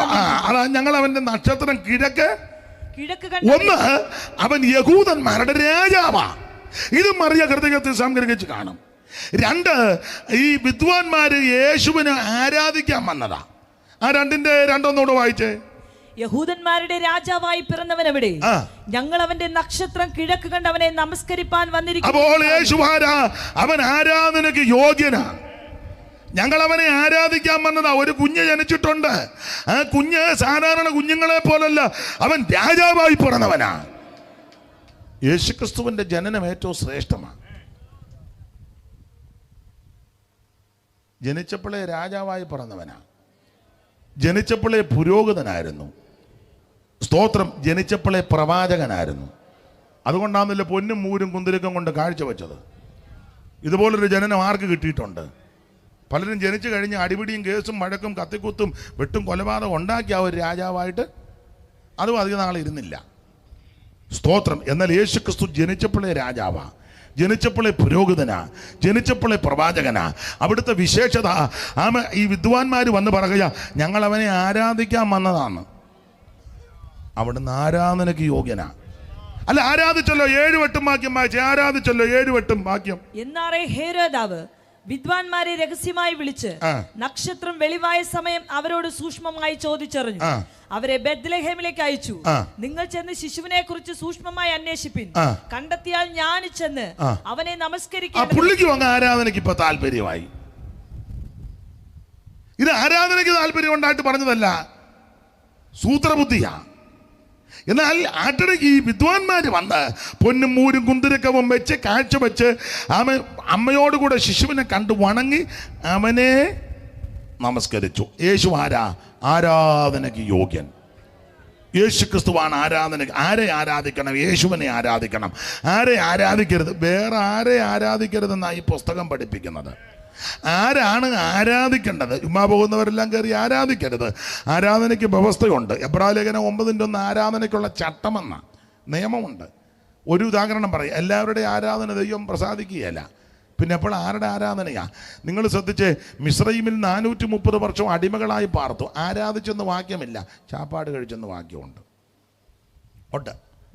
കഴിച്ചതിൻ്റെ ലിസ്റ്റും അവർ വില കൂടാതെ തിന്നിട്ടുള്ള മത്സ്യം, വെള്ളരിക്ക, മത്തങ്ങ, ഉള്ളി, ചുമന്നുള്ളി, ചീറ്റുള്ളി, ഇതെല്ലാം ഞങ്ങൾ ഓർക്കുന്നു. ഇപ്പോഴോ ഞങ്ങളുടെ പ്രാണൻ വിശപ്പ് കൊണ്ട് പൊരിഞ്ഞിരിക്കുന്നു. ഈ മന്നയല്ലാതെ ഒന്നുമില്ലെന്നൊക്കെ ഇവർ പറയുന്നുണ്ട്. അപ്പോൾ മിസ്രൈമിൽ 430 വർഷം അടിമകളായി ആരാധിച്ചതായിട്ട് വാക്യമില്ല. ഇല്ല. ആരാധിച്ചത് പിന്നെ എപ്പോഴാണ്? കുഞ്ഞാടിന് കറുത്ത് ചോരത്തുള്ളി ആചരിച്ചു, രക്ഷിക്കപ്പെട്ടു. ചെങ്കടൽ കടന്നു, സ്നാനപ്പെട്ടു. മറകര കയറിയപ്പോഴാണ് തപ്പെടുത്ത് നൃത്തം ചെയ്ത് ദൈവത്തെ മഹത്വപ്പെടുത്തിയത്. മിസ്രൈമിൽ ആരാധിച്ചതായിട്ട് വാക്യമില്ല, ചാപ്പാട് കഴിച്ചെന്നുണ്ട്. പിന്നെ ആരാധന ശരിക്കും നടന്നത് മിസ്രൈം വിട്ട് കഴിഞ്ഞപ്പോഴാണ്. മിസ്രൈം വിട്ട് അക്കരെ ചെന്നപ്പോൾ ആരാധന. ഈ മിസ്രൈം വിടുന്ന എപ്പോഴാണെന്നറിയാവോ? സ്നാനപ്പെട്ട് കഴിയുമ്പം. അതെ, രക്ഷിക്കപ്പെട്ടാലൊന്നും മിസ്രൈം പൂർണ്ണമായിട്ട് വിടുകയല്ല. കുഞ്ഞാടിനടുത്ത് ചോരത്തളി ആചരിക്കുന്നത് രക്ഷയാണ്. അങ്ങനെ ആ പുസ്തകം പഠിപ്പിക്കുന്നത്. ചെങ്കടലിൽ സ്നാനമാണ്. രക്ഷിക്കപ്പെട്ടിട്ട് ചെങ്കടലിൻ്റെ തീരത്ത് വന്ന് നിന്നാലൊന്നും മിസ്രൈം പൂർണ്ണമായിട്ട് കാണാം. ചെങ്കടലിൻ്റെ അരികുമെല്ലാം മിസ്രൈമിൻ്റെ പ്രദേശങ്ങളാണ്. മിസ്രൈം പൂർണ്ണമായിട്ട് വിടുന്നത് എപ്പോഴാണെന്ന് ചോദിച്ചാൽ ചെങ്കടൽ കിടന്ന് അക്കരെ കയറണം. അത് വേറൊരു രാജ്യമാണ്. അന്നേരം ആ മിസ്രൈം പൂർണ്ണമായിട്ട് വിടുന്നത്. അവിടെ ചെന്ന് ആരാധിക്കേണ്ടത്. ശരിയായ ആരാധന രക്ഷിക്കപ്പെട്ട് സ്നാനപ്പെട്ട് കഴിയുമ്പോൾ ആരാധനയാണ് ശരിയായ ആരാധന. അപ്പോൾ ആരെ ആരാധിക്കണം? യേശു ക്രിസ്തുവിനെ ആരാധിക്കണം. ആരെ ആരാധിക്കരുത്, വേറെ ആരെ ആരാധിക്കരുതെന്നാണ് പുസ്തകം പഠിപ്പിക്കുന്നത്. അതുകൊണ്ട് അവന് ആരാധനയ്ക്ക് യോഗ്യനാ. ദൈവത്തിന് മഹത്വം, പ്രൈസ് ദി ലോർഡ്. മാത്രമല്ല അവൻ എല്ലാവരുടെയും തലവനാ. ഈ കാര്യവും മറിയ ഹൃദയത്തിൽ സംഗ്രഹിച്ചു. അപ്പോൾ ഗബ്രിയേൽ മാലാഖ പറഞ്ഞ കാര്യവും സംഗ്രഹിച്ചു, ആട്ടടയന്മാർ വന്ന് പറഞ്ഞ കാര്യവും സംഗ്രഹിച്ചു, വിദ്വാൻമാർ വന്ന് പറഞ്ഞ കാര്യവും മറിയ സംഗ്രഹിച്ചു. മാത്രമല്ല 8-ാം നാളിൽ ദൈവാലയത്തിൽ ശുദ്ധീകരണം മോശയുടെ പ്രമാണമനുസരിച്ച് ശുദ്ധീകരണത്തിന് കൊണ്ടുപോയപ്പോൾ അവിടെ ശിമിയോൻ എന്ന് പറയുന്ന ഒരു വന്ധ്യനായ വയോധികനായ മനുഷ്യൻ ഓടി വന്ന് വിസ്തരിക്കേണ്ട നിങ്ങൾക്കറിയാം. യേശു കർത്താവിനെ കൈകളി വാങ്ങി പറയുക, ഇപ്പോൾ നാഥാ തിരുവചനം പോലെ അടിയനെ സമാധാനത്തോടെ വിട്ടയക്കുക, ജാതികൾക്ക് വെളിപ്പെടുവാനുള്ള നിന്റെ രക്ഷ എൻ്റെ കണ്ണ് കണ്ടുവല്ലേ. കൊച്ചിനെ എടുത്തേച്ച് പറയാ, ഇതാണ് രക്ഷ, ഇതാണ് രക്ഷകൻ, ഇതാണ് രക്ഷിതാവ്. അതും മറിയ ഹൃദയത്തിൽ സംഗ്രഹിച്ചു. അനേക പുരോഹിതന്മാർ അവിടെ നിന്ന് യാഗം കഴിക്കുന്നുണ്ട്. ആടിനെയും കാളയൊക്കെ തൊലിയുരിച്ച് കണ്ടിച്ച് കത്തിക്കുന്നുണ്ട്. അതെല്ലാം നെടല. സ്തോത്രം. എന്നാൽ സാക്ഷാൽ പൊരുളായ യാഗമായവൻ ആ ദൈവാലയത്തിൽ വന്നിരിക്കുന്നത്. യോസേപ്പിൻ്റെയും മറിയയുടെയും കയ്യിലിരിക്കുന്ന ആ കുഞ്ഞ് പൊരുളായ യാഗമാ. ഒരൊറ്റ പുരോഹിതന്മാർ പോലും ഈ പൊരുളായ സാക്ഷാൽ യാഗമായവനെ കണ്ടില്ല. അവരെല്ലാം നിഴലായ യാഗങ്ങൾ ഇങ്ങനെ കണ്ടിക്കുകയും അറക്കുകയും കത്തിക്കുകയും ചെയ്യുക. എന്നാൽ ആത്മനിയോഗം പ്രാപിച്ച് ശിമിയോൻ വന്ന് ആ നിഴലല്ല കണ്ടത്, പൊരുളായ യാഗമായ ദൈവത്തിൻ്റെ ഏകജാതനാകുന്ന പരമയാകുന്ന യേശുവിനെ കണ്ടേച്ച് പറയുക, നിന്റെ രക്ഷയെ എൻ്റെ കണ്ണ് കണ്ടുവല്ലോ. ഈ കാര്യവും മറിയ ഹൃദയത്തിൽ സംഗ്രഹിച്ചു. സ്തോത്രം. മാത്രമല്ല ആ സന്ദർഭത്തിൽ ദൈവാലയം വിട്ടു പിരിയാത്തൊരു പ്രായമുള്ള അമ്മയുണ്ട്. ആശേർ ഗോത്രത്തിൽ ഫനുവേലിൻ്റെ മകൾ ഹന്ന എന്ന പ്രവാചക. ഈ വന്ധിയായ മാതാവും വന്ന് ഈ കുഞ്ഞിനെ എടുത്ത് ദൈവത്തെ മഹത്വപ്പെടുത്തി. അതും മറിയ ഹൃദയത്തിൽ സംഗ്രഹിച്ചു. ഇതെല്ലാം സംഗ്രഹിച്ചതിൻ്റെ വെളിച്ചത്തിലാണ് ഈ പ്രശ്നം വന്നപ്പോൾ യേശുവിൻ്റെ അടുക്ക വന്നത്. ഇന്ന് രാത്രി എന്നെ കേൾക്കുന്ന പ്രിയരെ, പ്രശ്നകലുഷിതമായ അന്തരീക്ഷങ്ങൾ വരുമ്പോൾ സകല പ്രശ്നങ്ങൾക്കും പരിഹാരം തരുവാൻ, സകല വിഷയങ്ങൾക്കും നീക്കുപോക്ക് തരുവാൻ കഴിവുള്ള യേശു ക്രിസ്തുവിൻ്റെ അടുക്കൽ നീ വന്നാൽ നിനക്ക് നിന്റെ കുടുംബത്തിന് രക്ഷയാ. ആരാ യേശു? പാപങ്ങളെ മോചിക്കുന്നവൻ. ആരാ യേശു? നിനക്ക് സമാധാനം തരുന്നവൻ. ആരാ യേശു? നിനക്ക് നിത്യ സന്തോഷം തരുവാൻ കഴിവുള്ളവൻ. ആരാ യേശു? ആരാധനയ്ക്ക് യോഗ്യൻ. ആരാ യേശു ക്രിസ്തു? സർവ്വജനത്തിനുമുള്ള രക്ഷ. ഇന്ന് രാത്രി രക്ഷിതാവാകുന്ന സന്തോഷം തരുന്ന യേശുവിനെ ഉള്ളത്തിൽ ഏറ്റെടുക്ക്. 5 പൈസ മുടക്കണ്ട, അര കാശ് മുടക്കണ്ട, അര മൈല് നടക്കണ്ട, ഒരു വസ്തുവും കൊണ്ട് കൊടുക്കണ്ട. നിന്റെ ഹൃദയം യേശുവിന് കൊടുക്ക്. യേശുവേ, ഞാനൊരു പാപിയാ, ഇന്ന് രാത്രി എൻ്റെ പാപത്തെ ക്ഷമിച്ച് എൻ്റെ ഉള്ളത്തിലേക്ക് അവിടുന്ന് എഴുന്നള്ളി വരണം, എന്നെ രക്ഷിക്കണമെന്ന് ഈ രാത്രി ആര് പ്രാർത്ഥിക്കും അവരെ യേശു രക്ഷിക്കും. മറ്റൊരുത്തനും രക്ഷയില്ല. യേശു ക്രിസ്തു മാത്രമാ രക്ഷിതാവ്. ദൈവത്തിന് വസ്തുക്കളൊന്നും കൊണ്ട് കൊടുക്കണ്ട, ദൈവത്തിന് ഭൂമിയൊന്നും കൊടുക്കണ്ട. 5 സെന്റ് സ്ഥലം ദൈവത്തിന് കൊടുത്തത്. ദൈവം എന്ന് പറഞ്ഞാൽ പാട്ടപ്പറമ്പിൽ കിടക്കുകയല്ലേ. നിന്റെ വസ്തു ഒന്നും ദൈവത്തിന് വേണ്ട. നിന്റെ വസ്തു ദൈവത്തിന് വേണ്ട. നിന്റെ ഓത്രകാഴ്ചയും ദൈവത്തിന് വേണ്ട. ഇവിടെ പിന്നെ സ്വോത്രകാഴ്ച എടുക്കുന്നത് ഈ കാര്യങ്ങളൊക്കെ നടത്താനാ. അത് ദൈവത്തിന് ഗതികേടുണ്ടായിട്ടല്ല, പുള്ളിക്കൊരൽപ്പം ചെറിയ പ്രയാസം ഉള്ളത് കൊണ്ടാണ്. അല്ല, ദൈവത്തിന് കുഴപ്പമൊന്നും ഉണ്ടായിട്ടല്ല. അതിനിപ്പോൾ ഒരു പാട്ട് പാടുമ്പോൾ കൊടുക്കുകയും ചെയ്യണം. എന്നാ ഇത്രയും പറഞ്ഞാൽ നമുക്ക് പോയേക്കാം. അതല്ല, ഉണ്ടല്ലോ അതിനൊക്കെ. ദൈവനാമത്തിൽ ചെയ്യുന്നതേ ഉള്ളൂ. ദൈവത്തിന് ആരുടെയും പൈസ വേണ്ട, വസ്തുവും വേണ്ട, നിൻ്റെ പെടക്കോഴിയും വേണ്ട, പൂവൻ കോഴിയും വേണ്ട, നിൻ്റെ ഏത്തക്കൊലയും വേണ്ട, പാളയന്തോടം കൊലയും വേണ്ട, നിൻ്റെ അരിയുണ്ടം വേണ്ട, എള്ളുണ്ടം വേണ്ട, നിൻ്റെ അരിയും വേണ്ട, അവലും വേണ്ട, മലരും വേണ്ട, പൊരിയും വേണ്ട, ഒന്നും വേണ്ട. നിൻ്റെ ആടിനെയും വേണ്ട, കാളയും വേണ്ട. ദൈവത്തിന് ഇതൊന്നും ആവശ്യമില്ല. നിൻ്റെ വസ്തുവും ദൈവത്തിന് വേണ്ട, നിൻ്റെ കമ്മലും മാലയും ഒന്നും ദൈവത്തിന് വേണ്ട, ഒന്നും വേണ്ട. ദൈവത്തിന് ഇത് ദൈവം എന്നെ ഗതികേട് പിടിച്ച് കിടക്കുകയാണോ? സ്തോത്രം. അയ്യോ, പ്രവാചകൻ ചോദിച്ചാൽ എന്തോന്നും കൊണ്ട് വരുമെന്നാ. എന്തോന്നും കൊണ്ടാ വരുന്നത്? ഒന്നും കൊണ്ട് ചെല്ലണ്ട, നീ ഇഞ്ഞ് വന്നാ മതി. വായിച്ചേ മീഖ 6:6. ദൈവത്തിനിടയ്ക്ക് വരുമ്പോൾ ഒന്നും കൊണ്ടുവരണ്ട. വായിച്ചു. എന്തോന്ന് കൊണ്ട് ഞാൻ യഹോവയുടെ സന്നിധിയിൽ ചെന്ന് അത്യുന്നത ദൈവത്തിന്റെ മുമ്പാകെ കുമ്പിടേണ്ടു. അയ്യോ, ദൈവത്തിനിടയ്ക്ക് വന്ന് എന്തോ കൊണ്ടുവരാനാ? എടാ, ഇത് മുഴുവൻ ദൈവത്തിൻ്റെയാ. ദൈവം മേളിൽ നിന്ന് ചിരിക്കുക, ദൈവമേ വിട്ടി വരുന്നത് ഇതെല്ലാം എൻ്റെതാ. എന്നാലും എൻ്റെ സാധനം എടുത്തേച്ച് അവനെ ആ വരവൊക്കെ ഒന്ന് കാണണം. കൊടുത്തേച്ചുള്ള വരവും തിരിച്ചുള്ള പോക്കും ആ സ്വോത്രകാഴ്ച എല്ലാവരും കാണിക്കുമെന്നെടുത്ത് ദൈവം ഇരുന്ന് ചിരിക്കുക. ദൈവമേ വിഡ്ഢി കാണിക്കുന്ന വിഡ്ഢിത്തരമല്ല, ഇത് മുഴുവൻ ദൈവത്തിൻ്റെതാണ്. ഭൂമിയും അതിൻ്റെ പൂർണ്ണതയും ഭൂതലവും അതിലെ നിവാസികളും യഹോവയ്ക്കുള്ളത്. 1000 കാട്ടുജന്തുക്കളെ സൃഷ്ടിച്ചവനാ ദൈവം. കാട്ടാട് കിടന്ന് കശകശ മൂന്നാറിലോട്ട് ചെന്ന കാട്ടാട് ആടിൻ്റെ അയ്യരുകളിയാ. എന്ത് വേണം മൃഗങ്ങളാ കാട്ടില്. അന്നേരം നമ്മളൊരു പെണ്ണാടുമായിട്ട് ചെല്ലുക. ഇതാര് ദൈവത്തിന്. കാട് കോടിക്കണക്കിന് മൃഗങ്ങളാ ദൈവം സൃഷ്ടിച്ചത്. ദൈവത്തിന് മൃഗമൊന്നും വേണ്ട. പറവജാതിയും ദൈവത്തിന് വേണ്ട. പറക്കട്ടെന്ന് പറഞ്ഞപ്പം പിടിപിടിപിടാന്നെല്ലാം പറന്നത്. ദൈവത്തിന് ഇതൊന്നും വേണ്ട. നിന്റെ ഭൂമിയും വേണ്ട, പൈസയും വേണ്ട.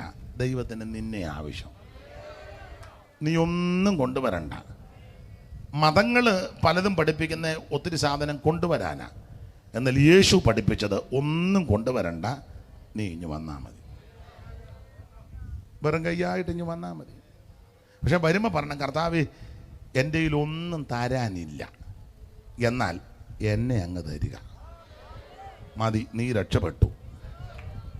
മതങ്ങൾ പഠിപ്പിക്കുന്നതും ആചാരങ്ങളും അനുഷ്ഠാനങ്ങളൊക്കെ ഇന്ന സാധനമൊക്കെ കൊണ്ടുവാന്നാ. എന്നിട്ടും അങ്ങോട്ട് തൃപ്തി വരുന്നില്ല പലർക്കും. പക്ഷേ യേശു പഠിപ്പിച്ചത് ഒന്നും കൊണ്ടുവരണ്ട. വേണ്ട, എൻ്റെ മെഴുകുതിരിയും വേണ്ട, അതിൻ്റെ കാലും വേണ്ട, കട്ടിലും വേണ്ട, സ്റ്റൂളും വേണ്ട, ബെഞ്ചും വേണ്ട, എണ്ണയും വേണ്ട, ഒന്നും വേണ്ട. നീ വെറും കൈയായിട്ട് ഇനി വന്നാൽ മതി. പക്ഷെ വരുമ്പോൾ ഇങ്ങനെ പറയണം, തുറന്ന് പറയണം. കർത്താവിനെല്ലാം അറിയാം, എന്നാലും നിൻ്റെ വായിൽ നിന്ന് കേൾക്കുന്ന ഇഷ്ടമാണ്. കർത്താവ് ഒന്നും തരാനില്ല, എന്നെ അങ്ങ് തരിക, ഇന്ന് രാത്രി എന്നെ തരിക. അങ്ങനെ ആര് സമർപ്പിക്കും അവരെ ഇന്ന് രാത്രി യേശു രക്ഷിക്കും. ശരണം എൻ കർത്താവേ,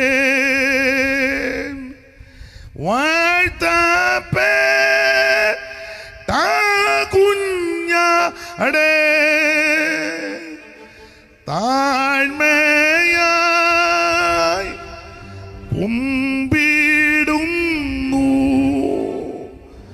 രക്ഷിക്ക എന്നെ ഇപ്പോൾ, താഴ്മയായി കുമ്പിടുന്നു, രക്ഷിക്ക എന്നെ ഇപ്പോൾ. ഇന്ന് രാത്രി നീ പൂർണ്ണമായി സമർപ്പിക്ക്, യേശു നിന്നെ രക്ഷിക്കും. യേശു രക്ഷിക്കും. ഒരു കാര്യം കൂടെ പറഞ്ഞ് എൻ്റെ വാക്കിൽ നിന്ന് വിരമിക്കുന്നു. പൂർണ്ണമായിട്ട് ഏൽപ്പിച്ച് യേശു ആരാണെന്ന് വിശ്വസിച്ച് അടുത്ത് എന്ന് കാര്യം പറഞ്ഞപ്പോൾ ആ കാനാവിലെ കല്യാണ വീട്ടിൽ പച്ചവെള്ളത്തെ യേശു വീഞ്ഞാക്കി തീർത്തു. ഇന്ന് രാത്രി അവൻ അത്ഭുതങ്ങളുടെ ദൈവമാണ്. നിന്റെ കുടുംബത്തിൽ അത്ഭുതം ചെയ്യും, നിന്റെ തലമുറയ്ക്ക് വേണ്ടി അത്ഭുതം ചെയ്യും, നിനക്ക് വേണ്ടി അത്ഭുതം ചെയ്യും. ചെയ്യേണ്ട കാര്യം അവിടുത്തെ വിശ്വസിക്കണം. അവിടുന്ന് രക്ഷകനാ, അവിടുന്ന് ആരാധനയ്ക്ക് യോഗ്യനാ, അവിടുന്ന് രക്ഷിതാവാ, അവിടുന്ന് സന്തോഷം നൽകുന്നവനാ, അവിടുന്ന് സകലത്തിനും പരിഹാരം തരുന്നവനാ. ആ കർത്താവിൻ്റെ തൃക്കരങ്ങളിൽ ഇന്ന് രാത്രി സമർപ്പിക്ക്, നിനക്കും നിന്റെ കുടുംബത്തിനും രക്ഷയാണ്. ഒരു വാക്യം കൂടെ വായിച്ച് അങ്ങ് നിർത്താം. എനിക്ക് 9:30 ആയല്ലയോ? വായിച്ച് അങ്ങ് നിർത്താം, അതായിരിക്കും നല്ലത്. സ്തോത്രം. മർക്കോസിൻ്റെ സുവിശേഷം നിങ്ങൾക്ക് അറിവുള്ള ഭാഗമാണ്. മർക്കോസിൻ്റെ സുവിശേഷം 5-ാം അധ്യായം അതിൻ്റെ 15-ാമത്തെ വാക്യം ഒന്ന് വായിച്ചു. 5:15. ലഗ്യോൻ ഉണ്ടായിരുന്ന ഭൂതഗ്രസ്തൻ വസ്ത്രം ധരിച്ചും സുബോധം പൂണ്ടും ഇരിക്കുന്നത് കണ്ട് യേശുവിന്റെ അടുക്കൽ വന്ന് ലഗ്യോൻ ഉണ്ടായിരുന്ന ഭൂതഗ്രസ്തൻ വസ്ത്രം ധരിച്ചും സുബോധം പൂണ്ടും ഇരിക്കുന്നത് കണ്ട് ഭയപ്പെട്ടു. മതി, അറിയാമല്ലോ സംഭവം. യേശു ക്രിസ്തുവിന്റെ അത്ഭുതമാ. ഗദരദേശത്തെ ഭൂതഗ്രസ്തനെ യേശു സൗഖ്യമാക്കി. ഈ ഭൂതമുള്ളവൻ്റെയും ഭൂതമില്ലാത്തവൻ്റെയും സ്വഭാവവും രീതിയും കാണുമ്പോൾ അറിയാം. നമ്മുടെ ഇടയിലുമുണ്ട്. നമ്മൾ ഓർക്കും നമുക്ക് ഭൂതം ഉറക്കുന്ന ഒരാളെ കൊണ്ടുവന്ന് നോക്കണം ആർക്കൊക്കെ ഭൂതം ഉണ്ടെന്ന്. പുള്ളിക്കും ഭൂതമായിരിക്കും. അങ്ങനെയൊന്നും ആവശ്യമില്ല. വേദപുസ്തകം വെച്ച് നോക്കിയാൽ മതി, അറിയാം ഭൂതം ഉള്ളത് ആർക്കാ. ഭൂതം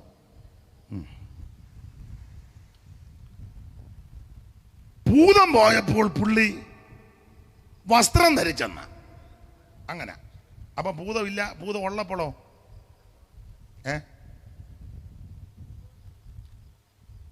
ഭൂതം ഉണ്ടോ ഇല്ലയോ എന്ന് അറിയുന്നത് നേരും ചൊവ്വനും തുണി കൊടുക്കാതെ നടക്കുമ്പോൾ ഓർത്തോണം ഭൂതം ഉണ്ടെന്ന്. മനസ്സിലാകുന്നുണ്ടല്ലോ. യോഗ്യമായിട്ട് വസ്ത്രം ധരിക്കാതെ നടക്കുമ്പോൾ ഓർത്തോണം, നിങ്ങൾ പറ ഭൂതമാണ്. അത്രോ ഞാനിപ്പോൾ പറയുന്നുള്ളൂ. യോഗ്യമായിട്ടും മാന്യമായിട്ടും ഒക്കെ വസ്ത്രം ധരിക്കുമ്പോൾ ഓർത്തോണം ഭൂതം പോയ ആളാ. കാരണം ഭൂതം വിട്ടുപോയപ്പോൾ ഇവന് സുബോധമുണ്ടായി, വസ്ത്രം ധരിച്ചു, യേശുവിൻ്റെ അടുക്കലിരിക്കുക. പശ്ചാത്തല ഭാഗമൊന്നും വിസ്തരിക്കുന്നില്ല. അക്കരയ്ക്ക് പോകാൻ യേശു താല്പര്യപ്പെട്ടു. എന്തിനാണെന്ന് ശിഷ്യന്മാർക്ക് പിടികിട്ടിയില്ല. യേശുവിനറിയാം. വള്ളത്തെ കയറി അക്കരയ്ക്ക് പോകുക. അക്കരയ്ക്ക് പോയ സമയത്ത് ഭയങ്കര കാറ്റ്, കൊടുങ്കാറ്റ്, തിരമാലകൾ ഉയർന്നു, പടകാടി കുലഞ്ഞു, മുക്കുമാറായി. ഈ കാറ്റടിപ്പിച്ചത് പ്രകൃതിയുടെ പ്രതിഭാസത്താൽ വന്ന കാറ്റല്ല, കാലാവസ്ഥ മാറിയതിൻ്റെ വന്ന കാറ്റല്ല, ഇത് പിശാചടിപ്പിച്ച കാറ്റാണ്. എന്തിനെന്ന് ചോദിച്ചാൽ പിശാചിന് മനസ്സിലായി ഈ പടകും ശിഷ്യന്മാരും യേശുവും അക്കരെ ചെന്നാൽ, അവിടെ ചെന്നാൽ ഈ ഭൂതം പിടിച്ചവന് വിടുതൽ പ്രാപിക്കും. അത് വരാതിരിക്കാൻ യേശു ഇക്കരെ വരാതിരിക്കാനെ കാറ്റടിപ്പിച്ചത്. ഇനി കർത്താവിൻ്റെ ഒരു സ്നേഹത്തെപ്പറ്റി പറഞ്ഞ് ഞാൻ അങ്ങ് നിർത്തുക. ദൈവത്തിന് സ്തോത്രം. ഈ നിങ്ങൾ സംഖ്യാപുസ്തകം യേശു പറഞ്ഞു അക്കരയ്ക്ക് പോകാമെന്ന്. അതെന്താ അങ്ങനെ പറയാൻ കാര്യം? പണ്ട് ഇവരുടെ പിതാക്കന്മാരെല്ലാം ഇക്കരെ വരാഞ്ഞവരാ. നിങ്ങൾ സംഖ്യാപുസ്തകം വായിക്കേണ്ട 32 പഠിക്കുമ്പോൾ ഇവരുടെ പിതാക്കന്മാരൊരിക്കൽ വന്ന് മോശയോട് പറഞ്ഞു, അച്ചായ ദയവ് ചെയ്ത് ഞങ്ങളെ അക്കരയ്ക്ക് കൊണ്ടുപോകരുത്. മോശ ചോദിച്ചാൽ എന്നാ? ഞങ്ങൾക്കിപ്പോൾ ആടുമാടുകളും കന്നുകാലികളും ഇഷ്ടം പോലെ ഉണ്ട്, അതിന് ഇവിടെ ആണെ നല്ല പോച്ച ഇഷ്ടം പോലെ ഉണ്ട്, പുല്ലുള്ള സ്ഥലമാണ്, അതുകൊണ്ട് ഞങ്ങൾ അക്കരയ്ക്ക് വരുന്നില്ല. മോശ പറഞ്ഞു നമ്മളെല്ലാവരും അക്കരയ്ക്ക് പോകണമെന്നും പറഞ്ഞാണല്ലോ അവിടെ നിന്ന് ഇറങ്ങിയത്. അതൊക്കെ ശരിയാ, പക്ഷേ ഞങ്ങളുടെ സാഹചര്യവും കൂടെ നോക്കണം. ഇപ്പം കന്നാലിയും ഒക്കെ ഇഷ്ടം പോലെ ഉണ്ട്, ഞങ്ങൾ അക്കരയ്ക്ക് വരുന്നില്ല, ഇക്കരെ. പിന്നെ ഒരു സഭയിലൊരു ഉടക്കുണ്ടാക്കേണ്ടെന്ന് ഉള്ളത് കൊണ്ട് മോശ പറഞ്ഞ് അന്ന് ഇക്കരെ നിന്നോളാൻ പറഞ്ഞു. അങ്ങനെ രൂപേന്യരും ഗാദ്യരും മനശ്ശയുടെ പാതി ഗോത്രം 2.5 ഗോത്രക്കാർ ഇക്കരെ പാർത്തു. ആടിനെ തീറ്റാന്നൊക്കെ പറഞ്ഞാൽ ഇവർ താമസിച്ചത്. പക്ഷേ കുറച്ച് വർഷം കഴിഞ്ഞപ്പോൾ ആടും എല്ലാം ചത്ത്, ആടും പോയി, പോച്ചയും പോയി, ഒടുവിൽ പന്നിവളത്തായി. പന്നിവളത്ത് പന്നിക്ക് യാതൊരു ബോധമുള്ളതല്ല. ആ പന്നിയിലോട്ട് ഭൂതവും കൂടെ കയറി. ആടുതീറ്റ തുടങ്ങിയതാ, ഒടുവിൽ പന്നിവളത്തിൽ കലാശിച്ചു. ഇവരാരും അക്കരെ പോയില്ല. പക്ഷെ യേശുവിൻ്റെ സ്നേഹം സന്ധ്യ ആയപ്പോൾ കർത്താവ് പറഞ്ഞു നമുക്ക് അക്കരയ്ക്ക് പോകാം എന്ന് പറഞ്ഞാൽ, നാം സ്നേഹിക്കാതിരുന്നിട്ടും നമ്മെ സ്നേഹിച്ച യേശു, നാം അങ്ങോട്ട് ചെല്ലാതിരുന്നിട്ട് നമ്മുടെ അടുക്കിലേക്ക് വരുന്ന യേശു. യേശുവിൻ്റെ വിശേഷത എങ്ങനെ? യേശുവിനെ തപ്പി എങ്ങോട്ടും പോകണ്ട, നിന്റെ അടുക്കൽ യേശു വരും. നീ ദൈവത്തെ തപ്പി ദൈവത്തെ അന്വേഷിച്ച് കിഴക്കോട്ടും വടക്കോട്ടും അങ്ങോട്ടും ഇങ്ങോട്ടും ഒന്നും ഓടണ്ട, നീ ഇരിക്കുന്ന ഇടത്ത് വരുന്നവനാ ദൈവം. അതുകൊണ്ടാണ് കർത്താവ് പറഞ്ഞ അക്കരയ്ക്ക് പോകാം. അക്കരെ ഭൂതം പിടിച്ചൊരു മനുഷ്യൻ, അവന് വിടുതൽ കൊടുക്കാൻ യേശു പോകുകയാ. അവൻ നാളുകളായിട്ട് കല്ലറയിലും പാറയുടെ പിളർപ്പിലുമൊക്കെയാണ് താമസിക്കുന്നത്. ആർക്കും അവനെ അടക്കാനൊക്കുന്നില്ല. ഇവൻ തന്നെത്താൻ ചതച്ചും ഇടിച്ചും ജീവിക്കുക. എന്നാൽ യേശു അവൻ്റെ അടുക്ക ചെന്നു, അവനെ ബാധിച്ചിരുന്ന ഭൂതത്തെ ശാസിച്ചു. ഭൂതം അവനെ വിട്ടുപോയി. അവൻ വസ്ത്രം ധരിച്ചും സുബോധം കൊണ്ടുവരുന്നു. യേശുവിൻ്റെ അത്ഭുതമാണ്. ഇന്ന് രാത്രി നീ വിടുതൽ പ്രാപിക്കാതിരിക്കാൻ കാറ്റും കൊടുങ്കാറ്റുമൊക്കെ പിശാചടിപ്പിക്കും. പക്ഷേ യേശുവിൻ്റെ കരങ്ങളിൽ ഏൽപ്പിച്ചാൽ ആ കാറ്റിനെയും കൊടുങ്കാറ്റിനെയും ശാന്തമാക്കി നിനക്ക് പൂർണ്ണ വിടുതൽ തരുവാൻ കഴിവുള്ളവനാ നസറയനാകുന്ന യേശു. അവിടെ അത്ഭുത മന്ത്രിയാണ്.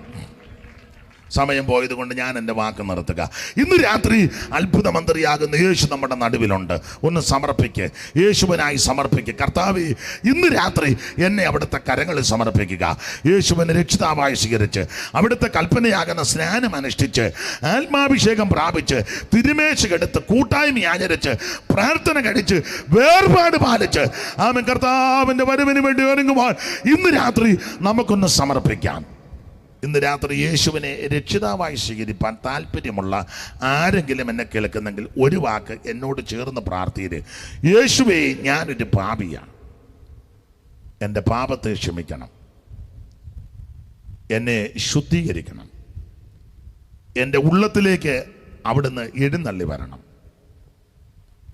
എന്നെ അവിടുത്തെ മകനാക്കി മകളാക്കി തീർക്കണം. ആമേൻ. അങ്ങനെ പ്രാർത്ഥിച്ച ആരെങ്കിലും ഉണ്ടെങ്കിൽ അവരെ ഇന്ന് രാത്രി യേശു രക്ഷിച്ചിരിക്കുക. ആ രക്ഷകനെ ഏറ്റെടുത്ത ആൾക്കാർ ഇതുവരെ സ്നാനപ്പെട്ടിട്ടില്ലെങ്കിൽ ഇന്ന് രാത്രി തീരുമാനിക്കണം. ശരിയായ സ്നാനം വെള്ളത്തിൽ മുങ്ങിയുള്ള സ്നാനമാണ്, മുഴുകൽ സ്നാനമാണ്. അത് പിതാവിൻ്റെയും പുത്രൻ്റെയും പരിശുദ്ധാത്മാവിൻ്റെ നാമത്തിൽ ഇന്ന് രാത്രി സമർപ്പിക്കണം. കർത്താവേ, ആ മിശ്രയും പൂർണ്ണമായിട്ട് വിടാൻ ഇന്ന് രാത്രി എന്നെ സമർപ്പിക്കുന്നു. സ്നാനമോ ജഡത്തിൻ്റെ അടുക്ക് കളയാനല്ല, ദൈവത്തോട് നല്ല മനസ്സാക്ഷിക്കുക, യേശുവിനോട് ചേരുവാനാ, യേശുവിനെ ധരിപ്പാനാ. അത് അനുഷ്ഠിക്കാൻ താല്പര്യമുള്ളവരും ഇന്ന് രാത്രി പ്രാർത്ഥിക്കുക. ആത്മാഭിഷേകം പ്രാപിച്ച് തിരുമേശയെടുത്ത് കൂട്ടായ്മ ആചരിച്ച് ഓരോ ദിവസവും വിശുദ്ധ ജീവിതം നയിക്കുവാൻ ഇന്ന് രാത്രി നമ്മെ സമർപ്പിക്കാം. അതിനായിട്ട് കർത്താവ് ഏവർക്കും കൃപ നൽകുമാറാകട്ടെ. ഇന്ന് ശുശ്രൂഷയ്ക്ക് എന്നെ ക്ഷണിച്ച കർത്തദാസനും സഭയ്ക്കും ചുമതലപ്പെട്ടവർ, ഇതുവരെ എന്നെ കേട്ടിരുന്ന ബഹുമാന്യരായ എല്ലാ ദൈവമക്കൾക്കും ദേശനിവാസികൾക്കും സമീപവാസികൾക്കും എല്ലാം നന്ദി ചൊല്ലുന്നു. പ്രാർത്ഥനയിൽ എന്നെയും കുടുംബത്തെയും ശുശ്രൂഷകളെ ഓർത്ത് പ്രാർത്ഥിക്കണം എന്ന് വീണ്ടും വീണ്ടും നിങ്ങളോടെല്ലാം അപേക്ഷിക്കുന്നു. ഒരിക്കൽ കൂടി കരമുയർത്തി ദൈവത്തിന് മഹത്വം കരയേറ്റാം.